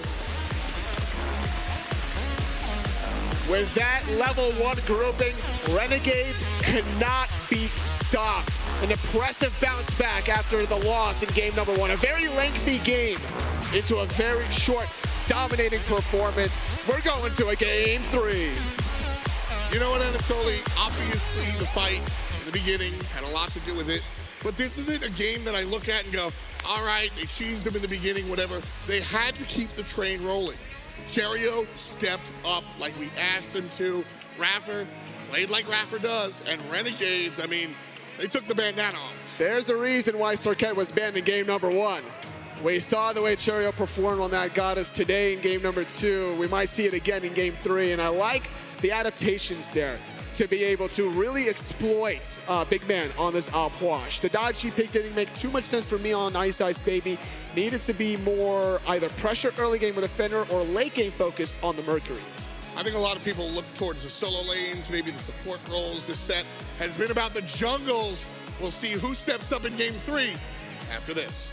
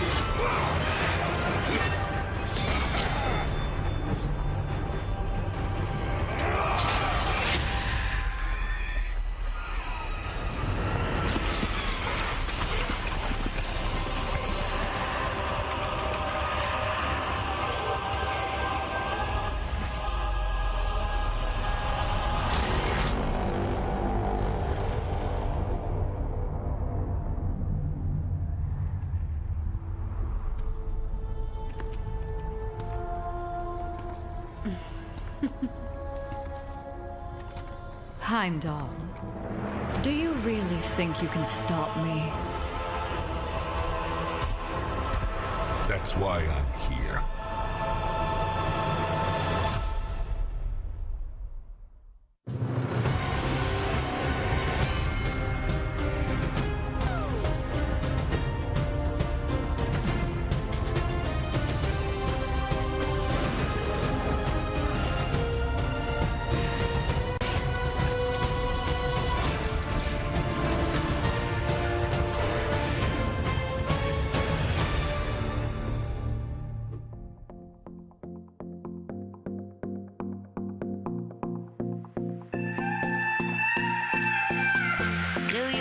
At all? Do you think about the things we used to do? No, you couldn't stand tall. So why didn't you call? So many years has gone by, but I think about you all the time. Looks like you're changing and all, but why didn't you call? Something in the air, always something in the air.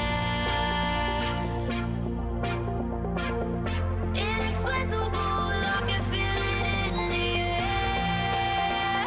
Can you feel me?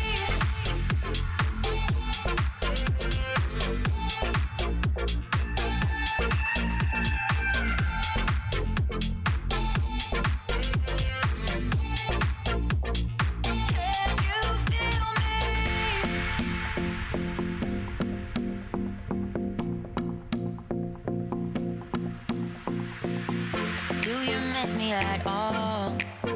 Do you think about the things we used to do? No, you couldn't stand tall. Welcome back, everyone, to the Alienware Lounge. Do not forget to tweet us at SMITE Pro of how you are watching, enjoying, all things considered, the SMITE World Championships, guys. And what an incredible day 1 it has been.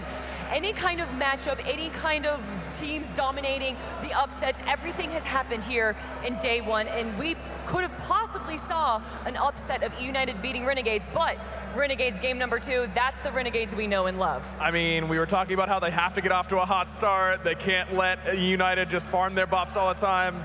How about a double kill before the minions even spawned? And from there, Renegades never let off the gas. iceicebaby couldn't play the game that entire time. I mean, Dodgy, we highlighted it as a late game pick. It never even came close to late game. Yeah, you thought maybe Eunited had a chance after that Fire Giant steal, but even then, that just stalled the game maybe another 4 or 5 minutes. You never really felt that Eunited could win a fight. So then what was what did Renegades bring to this fight that they weren't able to bring in game number 1? Was it team composition, or was it really just that early aggression that we didn't get to see in game 1? I think they just had a really strong early game while Eunited didn't, and obviously, as Agro said, the 2 kills before the minions even start. And then I just have to go back to the Daye pick. Like, I just don't see the reason. It's not good against any of the carries, and just terrible early game, and like really bad matchup into Serqet as well. I'm pretty sure that Daye can almost never win the 1-on-1 against Serqet either, so I really don't see why they picked Daye either. Yeah, like Agro said, it was pretty much all downhill after iRaffer hit that 3-man knockup, and United couldn't fight back because their gods just didn't let them. They're not strong enough. And if that game had gone to the late game, I really did favor Eunited with the draft, but by the time it got into the mid to late game as far as itemization and XP is concerned, the game was out of reach at that point. Renegades were just too far ahead. The Jing pick looked far better for Dardez that game. I have to imagine that's in part because of so much less pressure there for iceicebaby in the jungle. I really feel like if I'm a United, I want a top 3 pick for Iceice that gets him pressure in the early game. Awilix was great game 1. Maybe we go to the Serqet that Cherryo had, Thor, Ratatoskr, though that's been banned. Thanatos has been picked a lot. And by the way, where is Set? He hasn't gotten picked or banned all day today. That's a pick that can make some noise in the early game.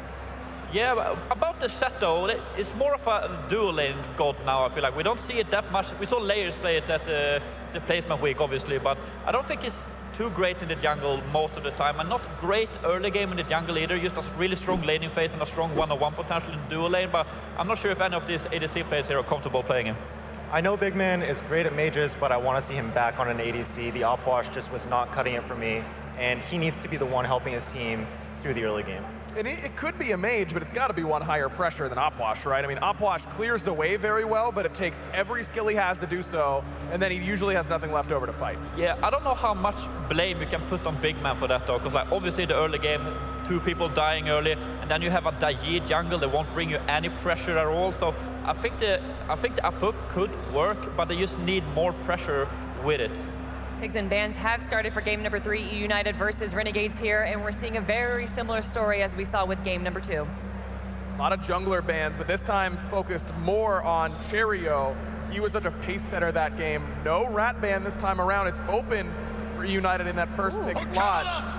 They're going to take King Arthur instead, just getting something for Benji that lets him affect the map very, very early on. It also sets up for easy blue buff invades. Yeah, I really like the King Arthur for Benji. We mentioned it so many times, how good he offers a solo lane. I'm playing this like beast mid lane warriors and just come in and rotate to a Gold Fury fight or whatever and just kill a lot of people. So I really like the King Arthur pick. Yeah, with the Jormungandr ban and the Amaterasu ban, King Arthur is the next logical pick for Benji to go to, also taking it away from Nika on the other side. Nika loves that pick. We saw him play really well on the Osiris. We might go back to that. Could be the Achilles. That's usually the matchup we see the most whenever King Arthur gets locked in. Teams seem to really like Achilles in the response. But no surprise, I suppose, that Renegade's going to go with the Jing early. Also finishing up with Horus for that pick here. Eunited now with 2 picks of their own. You know, we talk a lot about composition and obviously early game versus late game here, but I feel like Eunited was also faltering a bit on their item selection there. There was a lot of CC going on Renegades, and barely anyone in Eunited at the mid game had beads.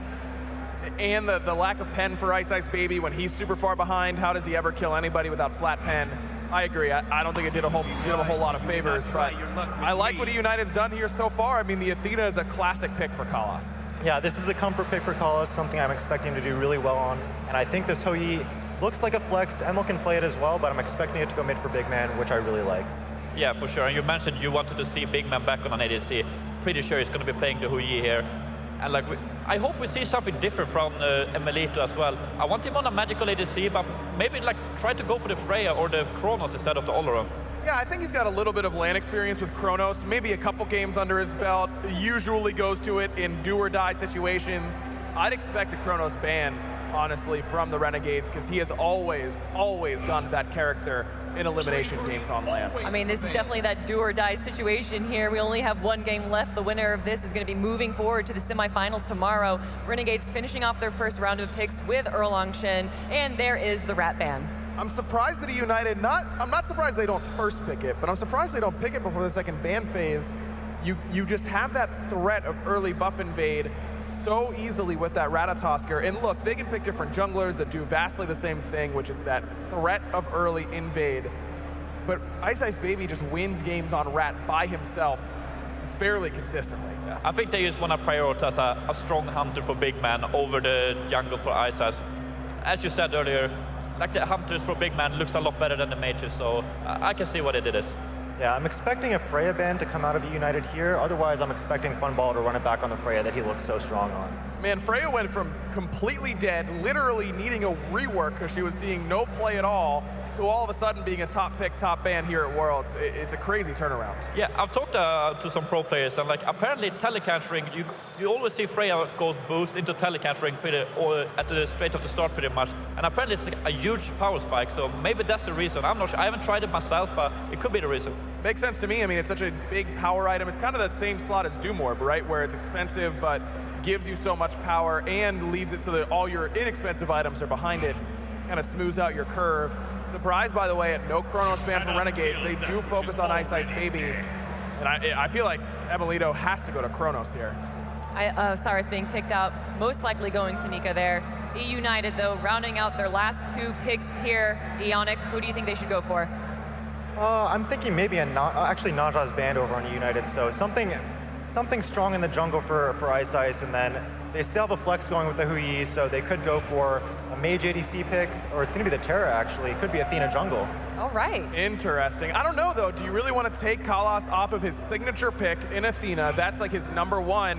Thor is open, by the way. We can still pick that if we want to. The hovers right now. Last time? Yeah, Thor was open last time. They didn't take it then. Ice Ice had a lights out Thor during the regular season. Maybe it hasn't been going well in scrims recently, but that would surprise me. The two hovers right now are Terra and Opwash. That feels so defensive to me. Yeah. They played so well when they had the offense. Yeah, I really hope they don't lock this in. I really want to see, as you said, the Chronos is open. Get emilitoo Chronos. Your tournament life is on the line. You have the MVP of Season 3 playing Chronos pretty much every game that tournament. Just get the man Chronos. He's got a skin. I mean, in the game, it's his skin that he got. I'm surprised, man. Cerberus instead, though. Another god that has risen from the ashes, saw no play at all. A lot of magical damage here for Eunited, but they've got tons of Prot Shred with the Cerberus Ghastly Breath. We'll see a Void Stone for sure. And Opwash with that Spear of the Magus. I mean, all of these Guardians are going to end up doing relevant damage. There is a pretty nasty comp from Eunited, though. You get taunted into the Ghastly Breath, a lot of Shred. A Puch's gonna have Spear of Magus too, and a Puch has so much follow-up damage on the Athena taunts as well, so pretty good from United, even though I would much rather see the magical ADC from Chronos. I kinda like this as well. Yeah, I'm curious to see how this Cerberus pick is gonna go for a Kalas, because it must be something that he's been practicing a lot, putting the work in on scrims, because we haven't seen him play this Cerberus at all pretty much during the regular season. And I think Renegades, their composition fights so much better early on. Again, I just don't like Opwash's ability to defend red buff invades. Dardez is able to play aggressively on this Jing Wei again. And you've got this core of Jing Wei, Horus, Erlong-Shen, who have so much CC together and early damage. I think Renegades came away with a better draft. Yeah, there's just too much early pressure from Renegades comp, I think. I think this game's gonna be, I don't think it's gonna be as noble as last game, because hopefully United doesn't give up kills that early, but still, I think this Freya in the duo lane, Erlang jungle, so much pressure as well. Osiris solo. I just think it's too much pressure coming out for Renegades to United to handle.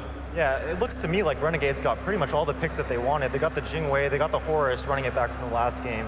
They got the Osiris as well. And Freya is just a super comfort pick for Funball that he's going to perform on.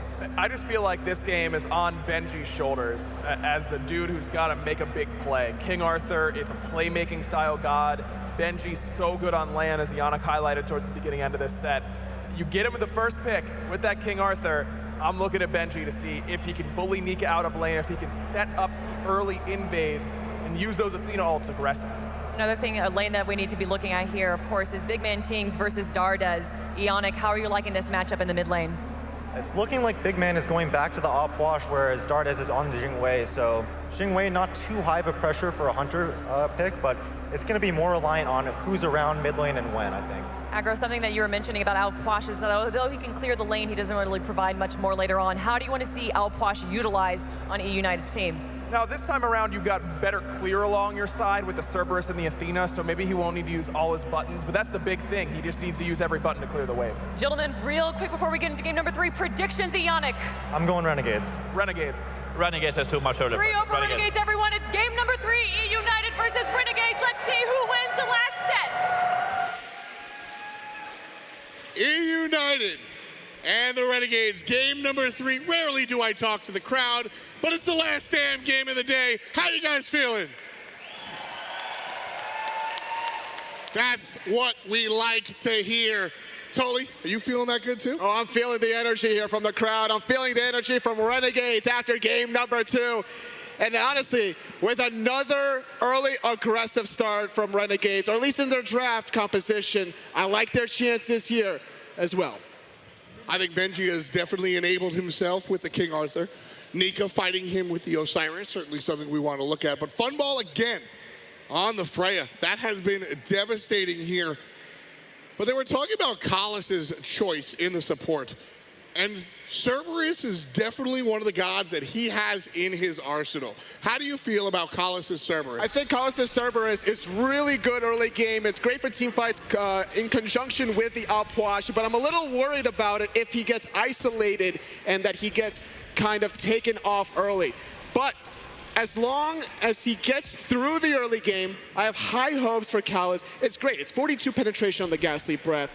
If you're going for utility on Gem of Isolation, that's a nice added touch, but I don't expect that as a support player.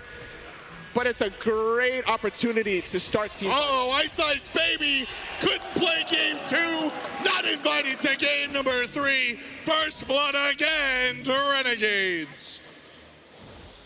Great job so far for the Renegades team, as the United find themselves wrapped up and tied in a bad spot right now. They're going to see if they can wiggle their way out from underneath. What happened in game 2? Totally, we talked about momentum earlier on. Is it real?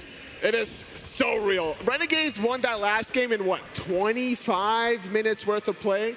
Yeah. Something like that, compared to their 40-plus minute game number 1 defeat. Yeah, momentum is a thing. Now, to be fair, momentum can also be stopped as well if you're able to find that opportunity the same way they started off game number 1 very hot, but they never let go of that pressure with the Osiris. And yet again, Nika with the Osiris gets an assist early game. And he's not done yet, gets another assist here onto Benji. And see, that's the thing, Tolly. That's the thing. Momentum can be stopped in between games. And that's what you do. But United have not. So Renegades keep on trucking. And United continue to look kind of left out. Beautiful whoop by Funball. He'll negate the gank right there. Kalos will have to bark somewhere else. You definitely need to attempt to gank a Freya. You can't let Freya get to that late game uncontested.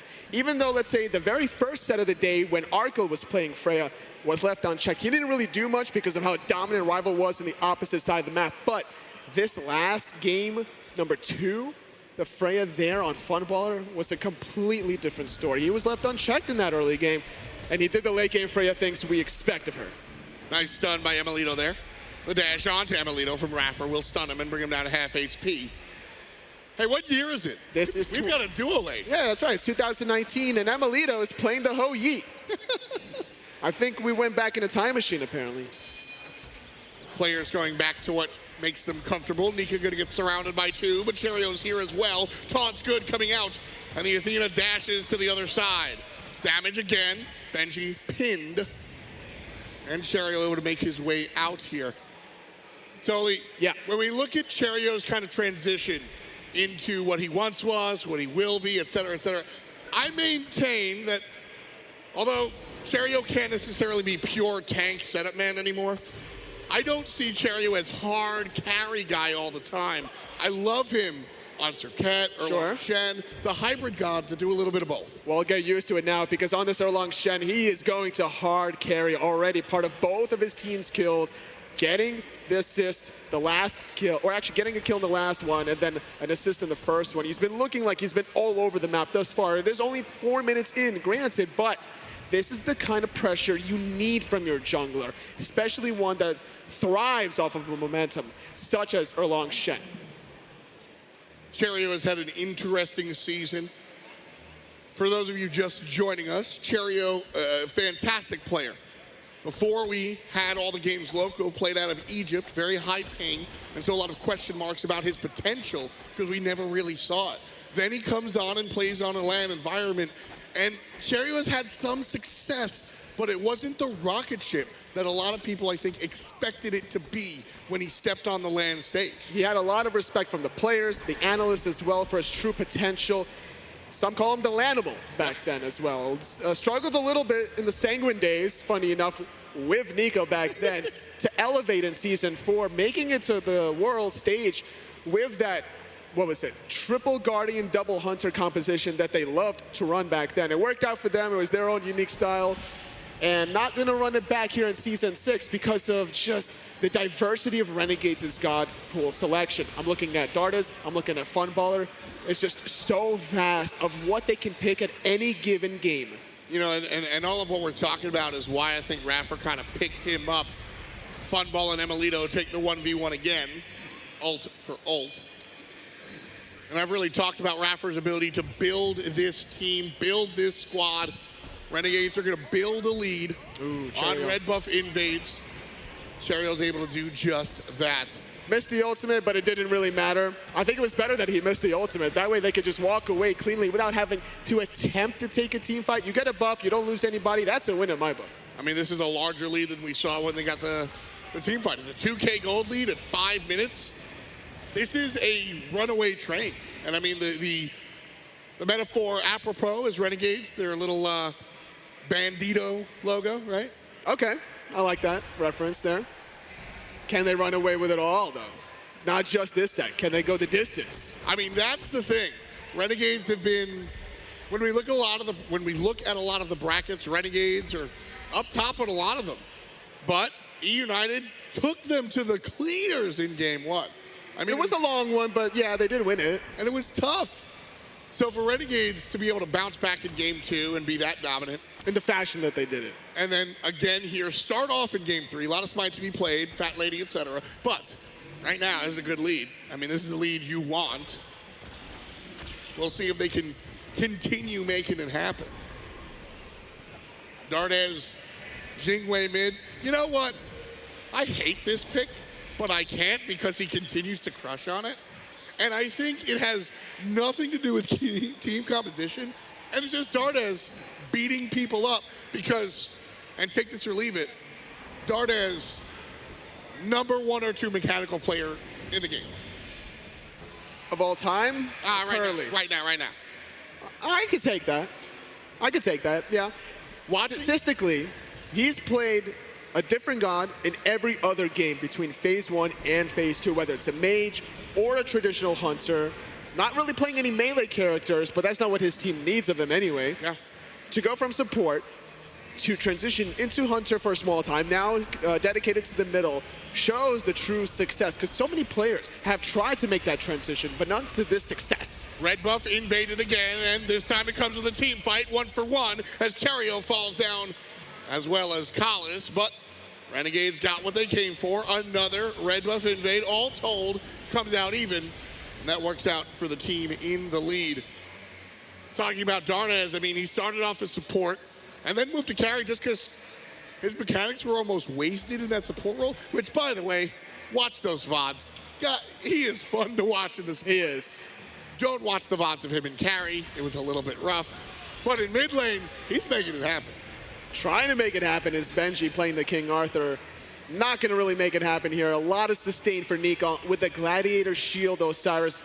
You got a 4.5-second cooldown on your 1 now with that 10%, a 9-second cooldown on your 2 to be able to get that 2.5% healing and even mana return. The opwash one more time for BigManTingz. You know, it didn't really do anything in game number 2. Well, he got focused a lot, to be fair, in game number 2. Exactly. Everyone fell behind. You expect to be focused as the Puch to a certain extent, right? You do, which is why you draft ways to peel for him. The Sanctified Field for Olorun on emilitoo didn't have that same success because, guess what, emilitoo died. And then the next target was BigManTingz. So it's like kind of like you take one block out of the Jenga puzzle and the whole tower crumbles. Dash forward. Ice looks for the taunt. Perfect timing. And Dardez, there's the mechanics. Able to nail that ultimate. Escaping with the Jing ultimate isn't that difficult. Yeah, I was about to say, but the timing was impressive. It is. I'm thinking back to placements, actually. There was a Jing player that really impressed me with his timing window. It was Crimson, the high Xbox player. And like, when I was casting his game, I was like, oh, okay, he's a good player. And then when I saw his first-person point of view of the timing of the airstrikes, I'm like, all right, you're a great player. I'm telling you, that hype unit team, Layers has already said he plans on competing in PC. He's looking for a team. That hype unit team during placements impressed a lot of people. A lot of the PC fans don't look at that side of the world. And Layers, Moronic, these guys, impressive. Next year is going to be fun. You have to appreciate the little things. So even though you can get all the kills you want in the world, but what the great players will respect is the timing windows, because they are so small at the highest level of play today and even the rest of this weekend. That's what you find is as you climb higher and higher up the skill chain, you give me an inch, I will take a mile. You give me a centimeter, give me a millimeter. Cherryo blows the ultimate. Get some healing. He could stay now and farm some more if he wants to. Speed buff not going to respawn anytime soon, even after he gets his own bad camps. Slightly wasted. He was probably worried there were more members around that corner that was attempting to make a dive, but no harm, no foul. So for Renegades, they've maintained the 2,000 gold lead, and if Gold Fury goes to Eunited, that will negate it. Renegades are unaware. And Eunited don't really stick to it. They give it up. Bling, so all of a sudden it's gone. A non-issue, a non-factor. Well, Big Man has a window to just put some corpses down right at the doorstep of the Gold Fury. You don't really want to take that fight for next time. It's only level 10 now, Puch. 2 items deep with the Doom Orb. A respectable amount of damage before you have any real magical protections to talk about. So the 2,000 lead is still there. Hasn't grown, though. And the experience for Eunited has kind of slowed, or for Renegades, has kind of slowed down. There's a big gap in the jungle. And Renegades set the Gold Fury for free. Eunited sleeping at the wheel. Absurd. This is the timing we were talking about. Eunited thought they had a window. It was not there. Renegades thought they had a window. It definitely was there. That is a team-wide misplay that, I mean, I guess I'm sorry for being too negative. That can't happen. Not at this stage, actually. You can't. This is elimination of World Championship. You can't, oops, we back to the Gold Fury. I don't know, man. I don't like that. And now Eunited in a lot of trouble. Big Man getting to use his own ultimate and Defender of Olympus. Renegades still applying a little bit of pressure now with a back camp invades on the right side. Dardez, on the other hand, Collis who? Yikes is all I can say to that one. Yeah, man. This is rough. That's what I'm going to say for Eunited. 12 minutes in, Renegades knocking on the mid lane door. I mentioned that Callis makes great strides in team fights playing the Cerberus. When he gets caught out and isolated, it's really easy to pluck away the Cerberus from the equation. Well, Ice is going to blink ahead and taunt, but there's nobody behind him. iRaffer, on the other hand, dealing with emilitoo. He's able to go find safety with the rest of the team. To the skies he goes. To the ground he lands safely. 4-1 read the kills, as we are at 13 minutes, or just shy of it. Renegades have gotten the first blood, the second blood. They traded out third, and they got another kill. They've got a Gold Fury. They've gotten 5 out of 6 totem of coups. Multiple red buffs as well. I mean, what haven't they gotten? This has been all Renegades. I said this in game number 2. This is the team that folks expected. Yes. The team that beat out Dignitas, Pittsburgh Knights, and Splice at the MSI without dropping a single game. This is the Renegades we saw a couple months ago there. So is this just a deal? Dardez spins the wheel, picks the hunter, and mains it for the whole damn tournament? Is that what happens here? Could be, actually. I mean, to be fair, Jing is a very safe pick. So many teams prioritize her. And that's funny because I think if you ask Dardez, does he want to play Jing mid every game? His answer, he probably does that eyebrow thing. But at the end of the day, the Jing pick is more about taking it away from the other team. Renegades want to punish you for being unsafe. And against Jing, that's a difficult place out to invest in. That's a good point, because emilitoo has played a lot of Jing in phase number 1. Strayed away from it a little bit in phase number 2, but when you are getting pressured by, let's say, a Freya, Jing is a great response. You're able to out-farm her, maybe make those plays towards the Gold Furies and the other objectives, but that's not what we're seeing coming through from Eunited. They opted for more team-fighting ultimates.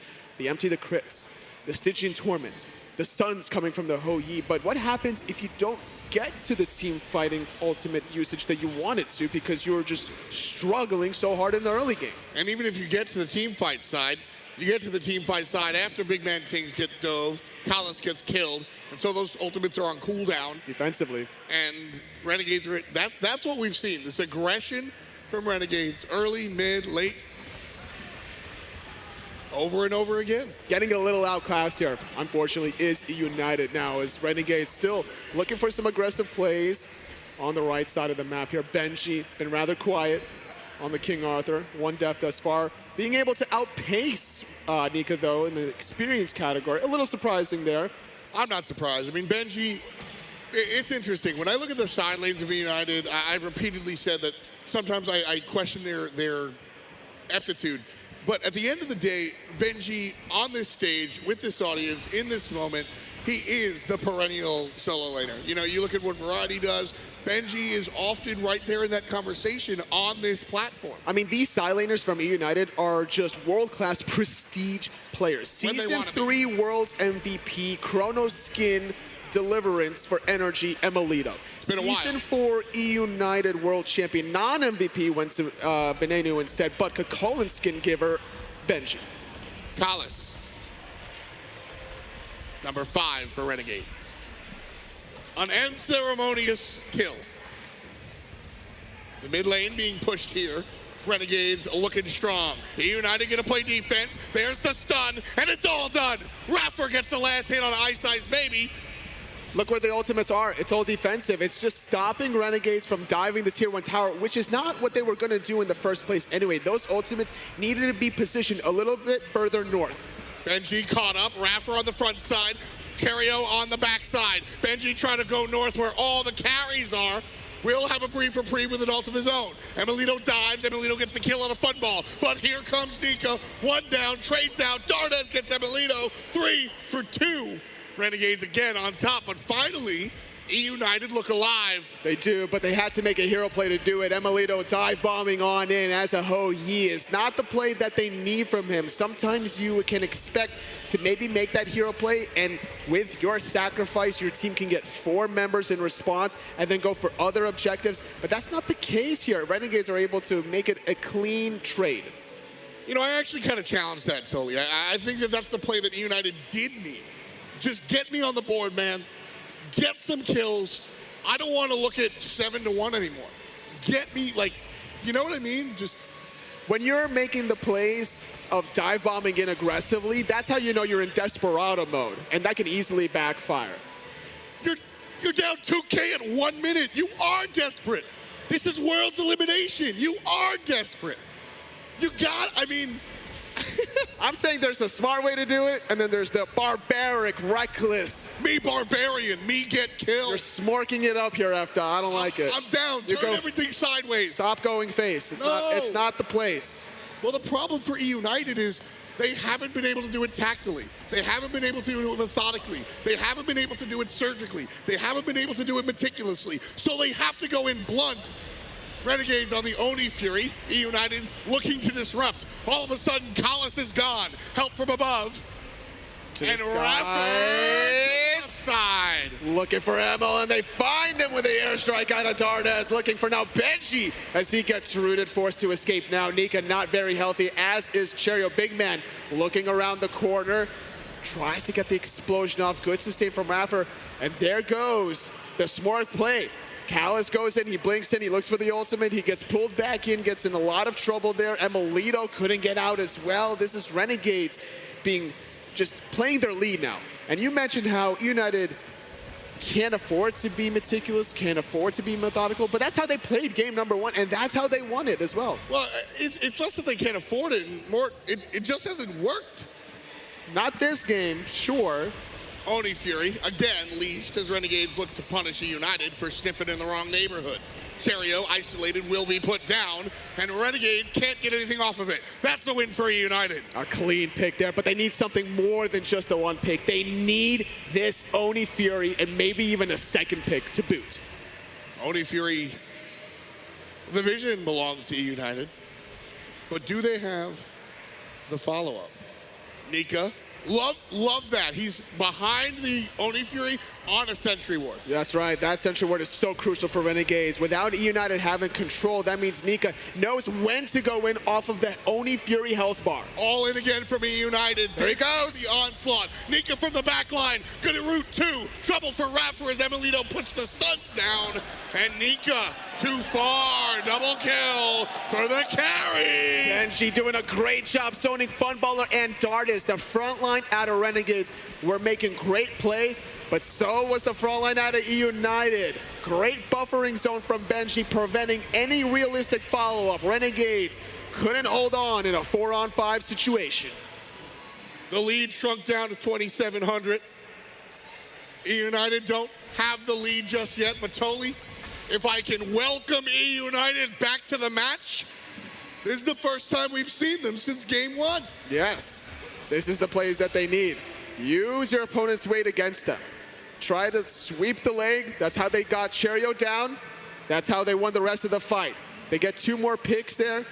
And that's the beautiful, patient, methodical play that United have to do to win this game, win this set, and proceed towards the semis. Totally, sweep the leg. Man ulted the Oni Fury. I don't know how meticulous that was. They smoked it and won because of it. Well, they had a 5-on-4 after they got Cherryo, so it was not a true smork.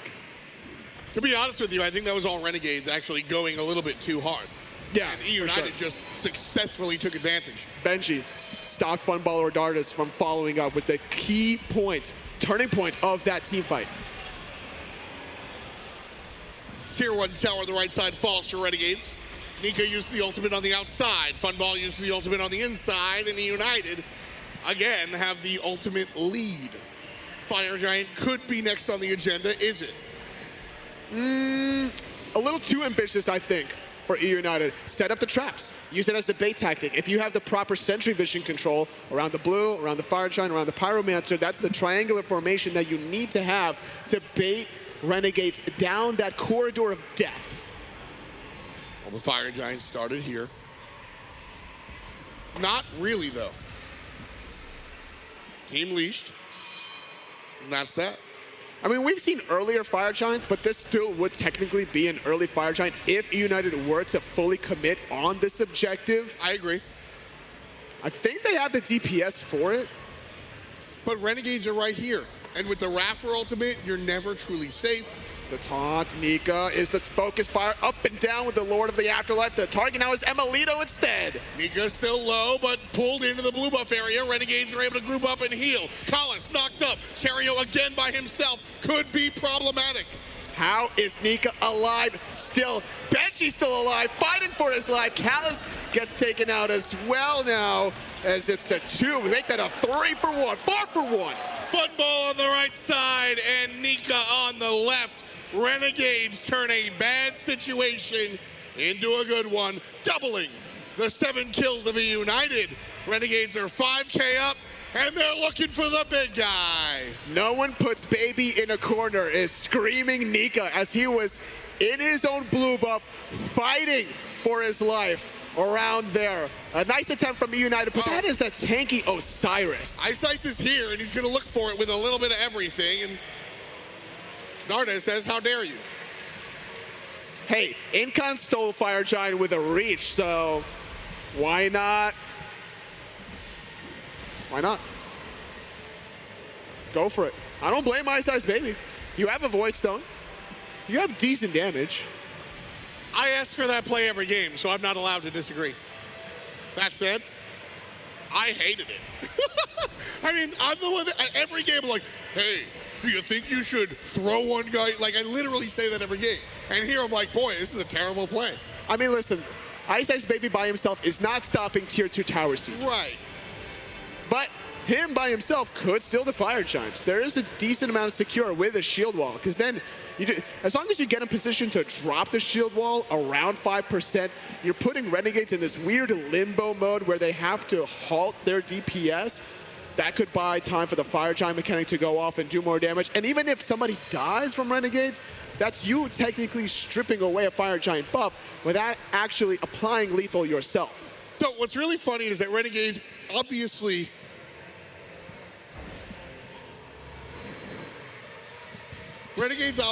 make mistakes. They're not a perfect team. But what I really like about Renegades is when they do something right, they do something really right. They're very, well, meticulous about it. I love that siege on the left side in game 2. That's textbook. Go in, get the ult, go out. Go in, get the ult, go out. That Fire Giant, iceicebaby steals that against many other teams. Complete DPS stop. Every single person stop attacking Fire Giant. If they continue DPSing, Ice steals it. The discipline to stop completely on a dime, chef's kiss, baby. Yeah, and the discipline from Renegades to not extend in these team fights. Those picks around tier 1 mid tower, the picks around the objectives, they don't really commit past the Empty the Crypts or the Sons of the Hou Yi. Nope. They pick their fights in a well-calculated manner, and they just get all the benefits afterwards. Now, with their second Fury of the game, they still have the Fire Giant buff for another minute and 40 seconds with a dominating lead. These are the things that I get red in the face screaming about. You've got to hit these fundamentals. And Renegades, I think that's why they impress me so much, Toli, is that, like I said, they make mistakes like any other team, but the fundamentals look so sound. And that's why iRaffer trusted all of these teammates at the beginning of the year to be able to get these groups of players. Some would call them delinquents as well, being on formerly really bad teams, but good players, great chemistry and synergy, and it worked out so far for them. I mean, like I said, he did it with the older team before. It's like, you know, the replacements or something. You take all these players that have shown great signs of life, but not had the success they deserve, and iRaffer goes, all right, boys, you ready to put up or shut up? I'm going to give you the chance that you never had. So you're saying, or what about the longest yard? Totally. Stop. You know I like Adam Sandler. No Adam Sandler on the stage, okay? Not allowed. I'll click you off. You like that? Renegades, 26 minutes in, unabsorbed lead. 15K, iRaffer in the middle. Left, right, and beautiful, right, baby. That's how you use the Horus ult. Beautiful. Nobody using faster. that ultimate mechanic to not only transport your whole team, but the minions to eliminate the backdoor protections. Well timed. That takes a lot of hours of practice to perform and execute. And again, just the dedication to the fundies. The timing. Yeah. There's the timing window. You know it. You get used to it. And to execute it at the biggest stage when you have this kind of a lead, clean out of Renegades. It's impressive, baby. First Phoenix goes down. Renegades, I mean, you use the word easy. That's your turn. I don't really say games are easy. Renegades are making it look easy right now. And Eunited, one of the fiercest competitors in the world, absolutely. That's why I said look easy. Because Renegades have made this look easy for sure. Fire Giants up in 25. Renegades will twiddle their thumbs for a couple of seconds, pick up the Fire Giant, and we'll turn the page. Kalas could be in a little bit of trouble. This is where Funballer on the Freya is really going to start chunking. That was only about 3, maybe 4 shots onto Kalas, applying a whole bunch of damage with his ring build as well. Toxic Blade, very important. 30% attack speed and some flat pen. The anti-healing you can never disregard as well. Renegades aggressively positioned in front of the Fire Giant. Yeah, this is where Eunited's going to be struggling. But if they're going to defend, they need to defend now, while they had that left side push for a moment. And they're even pinging out the left lane, like it's getting to the tier 2 tower marker. Here comes a taunt out of Cherryo. Benji gets out on the left-hand side, but it's all in from Renegades. Here comes the left-hand flank from Dardez, and it's trouble. As a huge ultimate from Kalis, but who cares? Not enough. Unfortunate there for Eunited. Now Kalis is going to go down. Renegades with a 5-on-3. They're considering their options here. iRaffer going to get taunted back in, pulling off a couple of members from the Fire Giant, but the goal from Renegades is to be absolutely clean. They're not going to overextend for the Phoenixes. They're going to go for the clean Fire Giant instead. 40 seconds till EFG. Do you wait? They got to go in now here, honestly, because there are minions in the Titan room. Tough stuff here. Renegades battling it out. Renegades breaking the back of Eunited. Maybe breaking more than that, but we'll see if they're able to bring it home here. Fire Giants still standing, and Renegades have made it back out of the base and back onto the objective. Fire Giants started. Okay. Benji's here. Benji's here. Iceice is here. And that's enough to chase Renegades off the objective. Just for the moment, though, this is not going to be a complete stop at Renegades. They have too much of a lead to just let this one go. They know that Titan room has to be attended for. Benji going to look for help. Iceice is here again. Dardez takes care of Benji, nice and easy. Iceice on the run. The rest of Renegades will turn around and look for the objective one more time. Iceice dashes in. Renegades look at him. Put him down! Double kill for Dardez.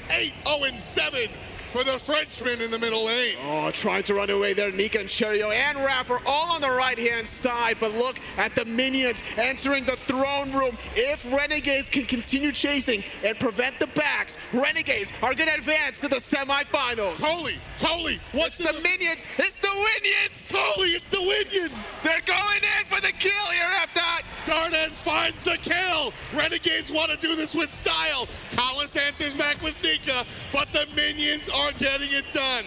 Titan down to 25%, and Renegades haven't even touched it. The Phoenix respawns, so Renegades will have to get their hands dirty. It is at a weakened state on the left-hand side. BigManTingz only left alive to play defense as iceicebaby respawns alongside Benji. Now with a 4-on-3 power play, defending the left side and defending the Titan here. It's a stretch for Eunited. Cooldown on iRaffer's ultimate. Nah, they're gonna back off. Now they have to just wait for Nika. Do a full-on 5-on-5. They don't need to force any issues today. Better safe than sorry. You know, it is in Renegade's fashion to try and win with Winions.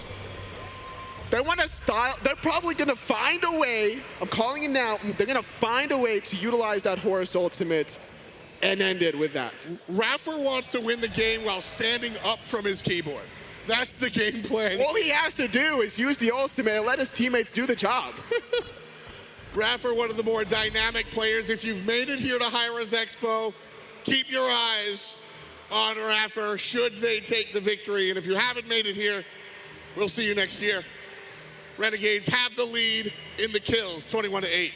They have the lead in the gold, 20 thou. They're pushing. Mid lane. Oh, Lord, they coming. Dardez has just been everywhere on the Xing way. You don't really see these kinds of rotations from a Jing way, or I guess from any mid laner to speak of, but he's made it happen here, and Eunited are desperate, looking for anything that they can outside of their base.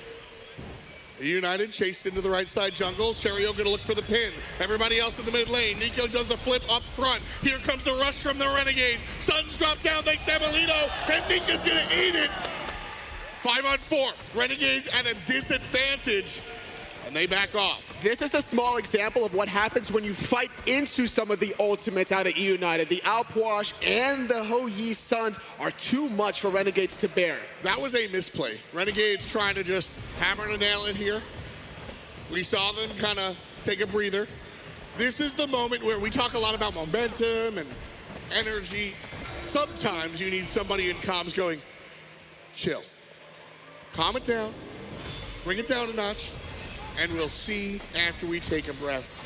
That was a little too smork. I'm with you, Tony. United have been making some interesting plays there, but when their back is against the wall, you can't really count them out. They have the tools necessary to still hold on to this game for a little bit longer. Renegades are going to remain aggressive, as they should be, with this 20,000 goal lead. But when they do bait out these abilities, like you mentioned, they just have to reset. Find that way to remaneuver around it. Maybe use the To the Skies ultimate to go past some of this huge AoE ultimates. Sure. Certainly could be worth it. United on the defensive. One more time, the group up from Renegades. Nika finds himself with the team. And the squad will back to base. Fire Giants in a minute, and Renegades, after trying to slam their head through the wall, are gonna calm it down. They're gonna wait it out a little bit, grab the next Fire Giant. That said, Toli, the Phoenixes are up. That means the United have no homework to do. So they can theoretically... They can leave.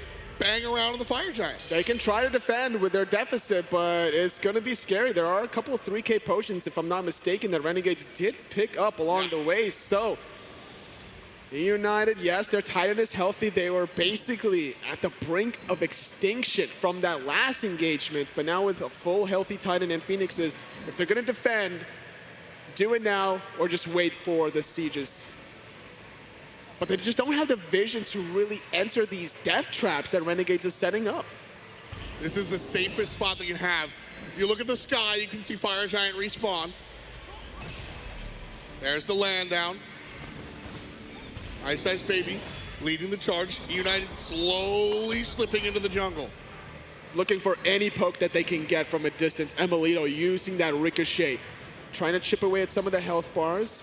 Hard to really hit it accurately from that far away with the unexpected bounces, but better to shoot your shot than not. That is what you say. You miss 100% of the shots you don't take. 35 minutes in. Renegades aggressively stanced around the Fire Giant, waiting for United. 3 players go down in the United jerseys. It's all over. Renegades don't even need the full sweep. They don't even need the Fire Giant. The Fire Giant will be a means to an end. Benji thinks he's found Cherryo, but he's... Oh! The whole damn... He's gone! Up and down, baby. Dardez, number 22. They thought Cherryo was alone. Tom, I blinked and the health bar from Benji went from 100% down to 10%. Renegades, though, they're going for it all. There's the slip slide to the left-hand Phoenix. Down it goes. It was weakened, so it was a lot easier than the middle or the right side, still healthy. Renegades one more time. Grouping up in the mid lane. This is where they failed last time. The blink, but it's still good. Gets the beads out of BigManTingz. There's the Crips and Renegades. Back off, good readjustment there. They're learning from their mistakes this time around. Not wanting to overextend down the middle lane with Benji respawning in 20 seconds. Will get themselves the guaranteed enhanced Fire Giant unless the United want to overstretch and fall into this trap. Set up a trap here, baby. There's the lift and the gift. Renegades charging down the battlefield. Trouble for Collis. The dogs in the pound. Renegades 2 down already. Pushing forward. It's over. Nika will join. It's all over for now for Eunited because Renegades are going to barrel it down, but actually they're going to back on off there despite having 5 members. They've been setting up so many traps at the jungle, so they're going to rely on that strategy yet again, even though they probably could have just ended in a 5-on-3 this late, even without Fire Giant. I think this is too conservative for Renegades. I agree. Is there such thing as too safe? If they lose the game, yes. If not, no. Because here's the thing. You baited out the biggest ultimate you have to worry about, which is the Outpost, and you eliminated 2 key members. A frontline from Callus, another huge AoE ultimate out of emilitoo. Why not go for the end there? Elimination game. Tensions running high. iRaffer on search of his 3rd world championship. I mean, Renegades, every single body on this team has something to prove. I absolutely agree with you there. I'm with you. I thought it was a little too safe, but it's only too safe if they lose, right? I mean, that's why they're there and we're here at the end of the day, so I'm not going to make that argument for much longer. The Fire Giant will empower Renegades one more time. The back is strong. The Phoenix will still be down when Renegades looks for the fight on the left-hand side. The goal has to be to go for the right side. Utilize those fire minions. If you're going to be this patient to not end the game down the mid lane in a 5-on-3 power play, you better use the fire minions on the left side to guarantee more confusion, more chaos, more disruption to advance to the semifinals. Already we have seen Renegades be successful on the push. We've seen them play well into this BigManTingz ultimate. Last time it was tougher. They had both the Upwash and the Olorun to worry about. This time around, Upwash and the Suns, a little bit different, a little bit the same. Yeah, I think Sanctified Field is like marginally better. I agree. It's very similar, right? It's big, slowing minefield. The only difference is emilitoo not going to get sped up while being in his own Suns. You play it the same way, though. Trigger the ultimate, back off. Basically. Trigger the ultimate, back off. Sweet, we got two, kill them. Renegades, 3-2 split.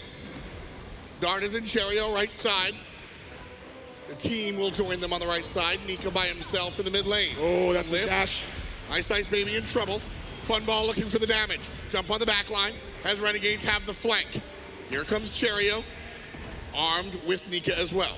They are waiting for those minions to get dangerously closer to the left side Phoenix that is due to respawn at any given moment. iRaffer actually using that to the skies ultimate by himself.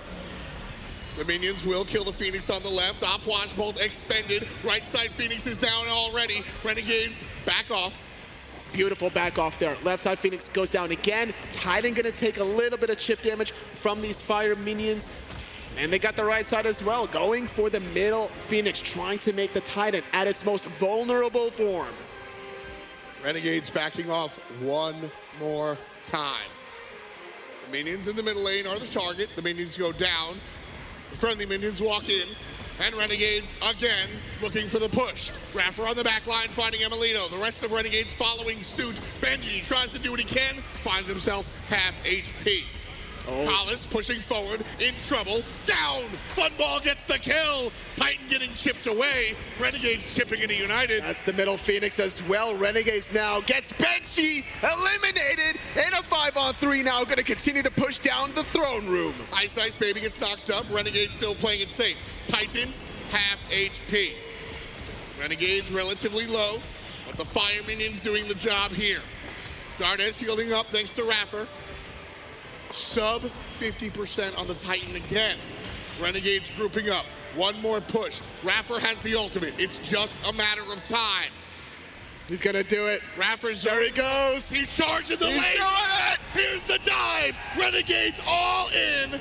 Puch drops the ultimate, but it's not enough. Funball shows up. Renegades are your winners. We'll see them tomorrow. In 42 minutes of play in this marathon session of games 1 and 3, Renegades are your victors today. Interesting play. Conservative towards the end. Anything but at the beginning. To be fair, with those defensive ultimates of Upwash with Hou Yi in game 3, and then the Upwash and the Olorun in game 2, I'm not surprised they were a little bit slow and methodical to wrap up game number 3, because they still walked away with a dub here. At the end of the day, that's the respect given to Eunited. Down 20,000, still threatened. Oh yeah. Elimination game, you've got to play it safe and sound. Like I said, maybe too safe for my taste. It's all good though. They really exploited Callus early game. The Cerberus never got a chance to team fight on their own terms, having to use a lot of these ultimates defensively. United was backed in the corner for a majority of that game. It was a nice look at Renegades. Game number 1 was shaky though, and that's a little bit curious to me. As we go on to the semifinals, which Renegades are we going to get? Will it be the one that dominated here? Dardez 10-0-12. My God. Not too bad for a Xing Wei, huh? Yeah, we might see some targeted Jing Wei bans in days number 2. And I think Renegades would be fine with that. Again, I think the Jing Wei pick is to strip it away. Here, we'll see the boys give the handshakes, the embracement. As I said, this is a league that people have been a part of for a long time. These guys have been competing with, against. There's a lot of love between these teams. Yeah, playing even games outside of SMITE together as well. A lot of brotherly love between these two teammates. iRaffer and emilitoo, former 2-time champions together with energy. Epsilon as well. A lot of love between these players. It's going to be a big deal. I know that there was some internal kind of who would be the third champion. Yeah. Raffer, Emil. It's a race there. Yeah. Well, Raffer's standing up tall. Still, more SMITE to be played. You've got semifinals and, of course, the finals. But there's a ton to be said, and it can be said by Funball. We've got Funball here from Renegades after a very dominant victory. You go down in the first game, and then you fight back with 2 very decisive victories. How does that feel here on the stage? We had a rough game 1, and I feel like my team just wanted to. Well, we didn't play the way we were supposed to play, to be honest. And after that, I was like, screw it, just get me Freya. Was that really all that changed? Was there anything else going on behind the scenes that kind of came through? There was a few things in the, behind the scenes, but I don't want to go too much into detail. But yeah, that's pretty much what happened. And for a lot of it, I mean, you're playing here in front of a crowd. You guys have been on LAN, latecomers to LAN, but have been able to bloom so well this year. How does it feel being here at the event? Did that kind of bring a new energy to your play? It feels absolutely amazing being back at Worlds, playing here with everyone, and I appreciate everyone, supporting us. So Dardez doesn't die at all in the last game. You only die once. How do you go that long in a game? I mean, 40 minutes and not end up getting taken down. What kept you so safe? I think we just had one specific game plan, and we just kept doing it again and again, which was kill their front line so they don't kill us. Yeah. Well, congratulations once again. A 2-1 victory here for the Renegades. Moving forward to the semifinals. Thank you for your time. We're going to go to a quick break, and then we'll be back with the post-game show.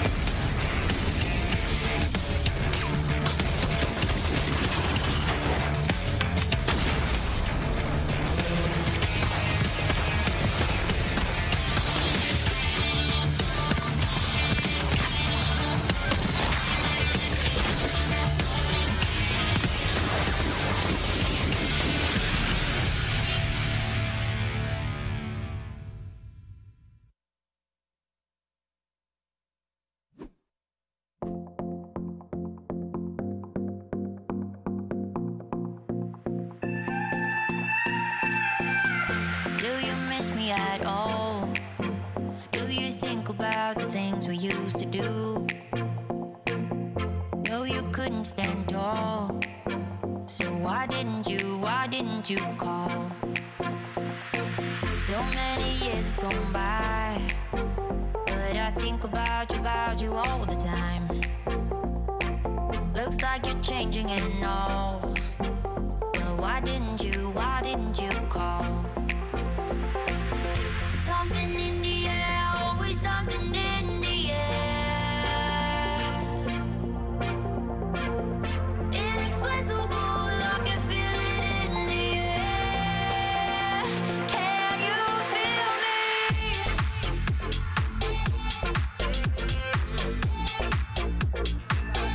Is to the Alienware Lounge for the last time here of our post-game show. It has been an incredible day 1 of the SMITE World Championships. We've seen some upsets, we've seen some stomps, but guys, this today, and I was saying this backstage, might be the best day 1 of any SMITE World Championships we've ever had. Joining me here, of course, Pretty Hair, Finch, and Aggro. Aggro, is that something that you could agree with? Absolutely, and I think a big thing was that every game was competitive. There were some stomps, but the overall sets felt very competitive. Even Rival versus Sanguine Game 2 was pretty close. The crowd certainly contributed, probably our best day one crowd ever. They were into it for both sides, which is when it's way more fun. Yeah, I was surprised at just how much we saw the crowd split. When SK was playing, I thought for sure that they wouldn't be leaning quite towards them. We'd see a lot more splice, but there was even representation for both of them. I mean, this day one atmosphere, it really was, I would say, hard to beat. I mean, the fans showed up for sure. There was a lot of splice hype in the crowd, man. Yeah. But you got to say, like, even those guys, they took their hats off to SK when it was all said and done. There was nothing but love and respect there. I mean, I truly agree, Finch, like you were saying, the love, I mean, it was pretty split in between, but I mean, SK has a roster. We're gonna talk actually about match 3 in just a moment, but match 4, that match that we just saw, Eunited, Horus losing to Renegades, but taking game 1 off of them. In game 2, it definitely went back to Renegades. Yeah, Renegades stomped game 2 pretty hard, and then they look like they're stomping game 3 really hard, and then they hold and hold and hold. And I'll bet you they were starting to get a little nervous. I know I was for them, but ultimately able to close it out. Yeah, I mean, and how are you supposed to close the game out? In game 2, it was the Olorun op-wash combo that was such a nightmare for them, and then the op-wash comes back again in game number 3. I mean, there was one ult Tingz had right by the mid-Phoenix. It was right by that choke corridor into the right side jungle. That was perfect, man. He blanketed them. No way they were making it off of that. And that was just one fight, just time after time. They stalled out trying to make it in, but eventually, of course, they were able to come out on top. I think United really kind of showed up and set the tone in that game number 1, and it kind of made it a little bit more justified. Renegades taking that game 3 slow, in the lead by a mile, but still not wanting to misstep against such a great team. For me, the story there was Dardez. We saw him pick Jing all 3 games, and all 3 Jings looked so, I should say, the first Jing looked very different from the next 2 Jings. That's fair. I mean, what was that last game? He at one point was like 10, 0, and 10 or something like that. Yeah. Beast, dude. I mean, Dardez has looked like a premier mid laner in the SPL basically all year. He's been pulling out things that everyone goes, is that any good in mid? Why is anyone playing Anhur in mid? Oh, that's the meta now. Oh, why is anyone playing Xbalanque in mid? That's the meta now. Jingwei, officially meta now. If Dardez is doing it, it's got to be meta. And by the way, I'm pretty sure Jingwei should have already been meta. I mean, this god is so safe. Hard to find a better late game hunter than Jingwei as well. When she gets that crit online, she's so difficult to deal with, and I think Dardez is able to show us some of the best of what Jingwei can do. But it was a total team effort. If you're going to beat someone like Eunited, all 5 players have to show up, and I do think that's what we saw here from today, is that everybody came up to play. I know there were some moments, maybe not all the Renegades were there, like in the jungle, but for the most part, I would say that whole squad really played. We got to hear a little bit from Renegades, but I'm really excited now for a more in-depth interview. We are ready right now on the red carpet. Thanks a lot there, Kelly. Tom Badger here next to Renegades, specifically the support, iRaffer, and of course the jungle, Cherry. iRaffer, my first question to you. A lot of legacy on this stage. You knocking out your former teammate, emilitoo. You're on the way to be the only 3-time champion. What's that feel like? I couldn't let Emil beat me just to see his smug look. He would have been like, oh, you know, nice try, iRaffer, I'm too good. But I'm humble. You know, I love Emil, he's an awesome guy. It's an honor to be the last 3-time, and I'll try and bring it home. Or 2-time, potential 3-time. I'm a bit too confident now. That's always been kind of your mark, though. Confidence is kind of what we've seen out of the Renegades. And to that, I mean, Cherryo, confidence has been interesting for you. You've had an interesting relationship with being confident. How do you feel on this stage right now? Definitely a lot of nerves. Like really can't focus in the beginning of the game, but once the game starts going, I can start like ignoring the crowd a bit and focus on the game. It is nice to hear the crowd sometimes when you make a good play, but definitely was a bit nervous in the beginning. Hopefully it can shake it off next set. Well, you guys have looked fantastic so far. How confident are you going into tomorrow? I'm very confident, but I hope we play better than we did today. Today was sloppy. The comms were pretty confusing today, especially the first game. You know, like the first game is like the most confusing one. Like we've not played for a few days. You know, it's the first LAN in a while. It's just more of the warm up, and hopefully the second set will be good. Well, you looked fantastic in games 2 and 3. Game 2 was pretty quick. You could call it a blitz. Let's take a look at SMITE Blitz.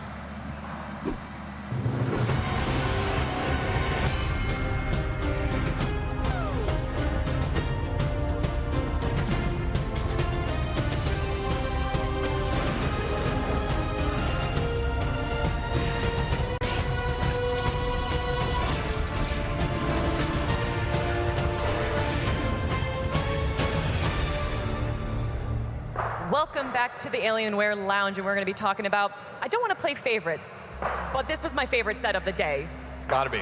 Right? Yeah, it was the biggest upset of the day. It was one of the best sets of the day, back and forth.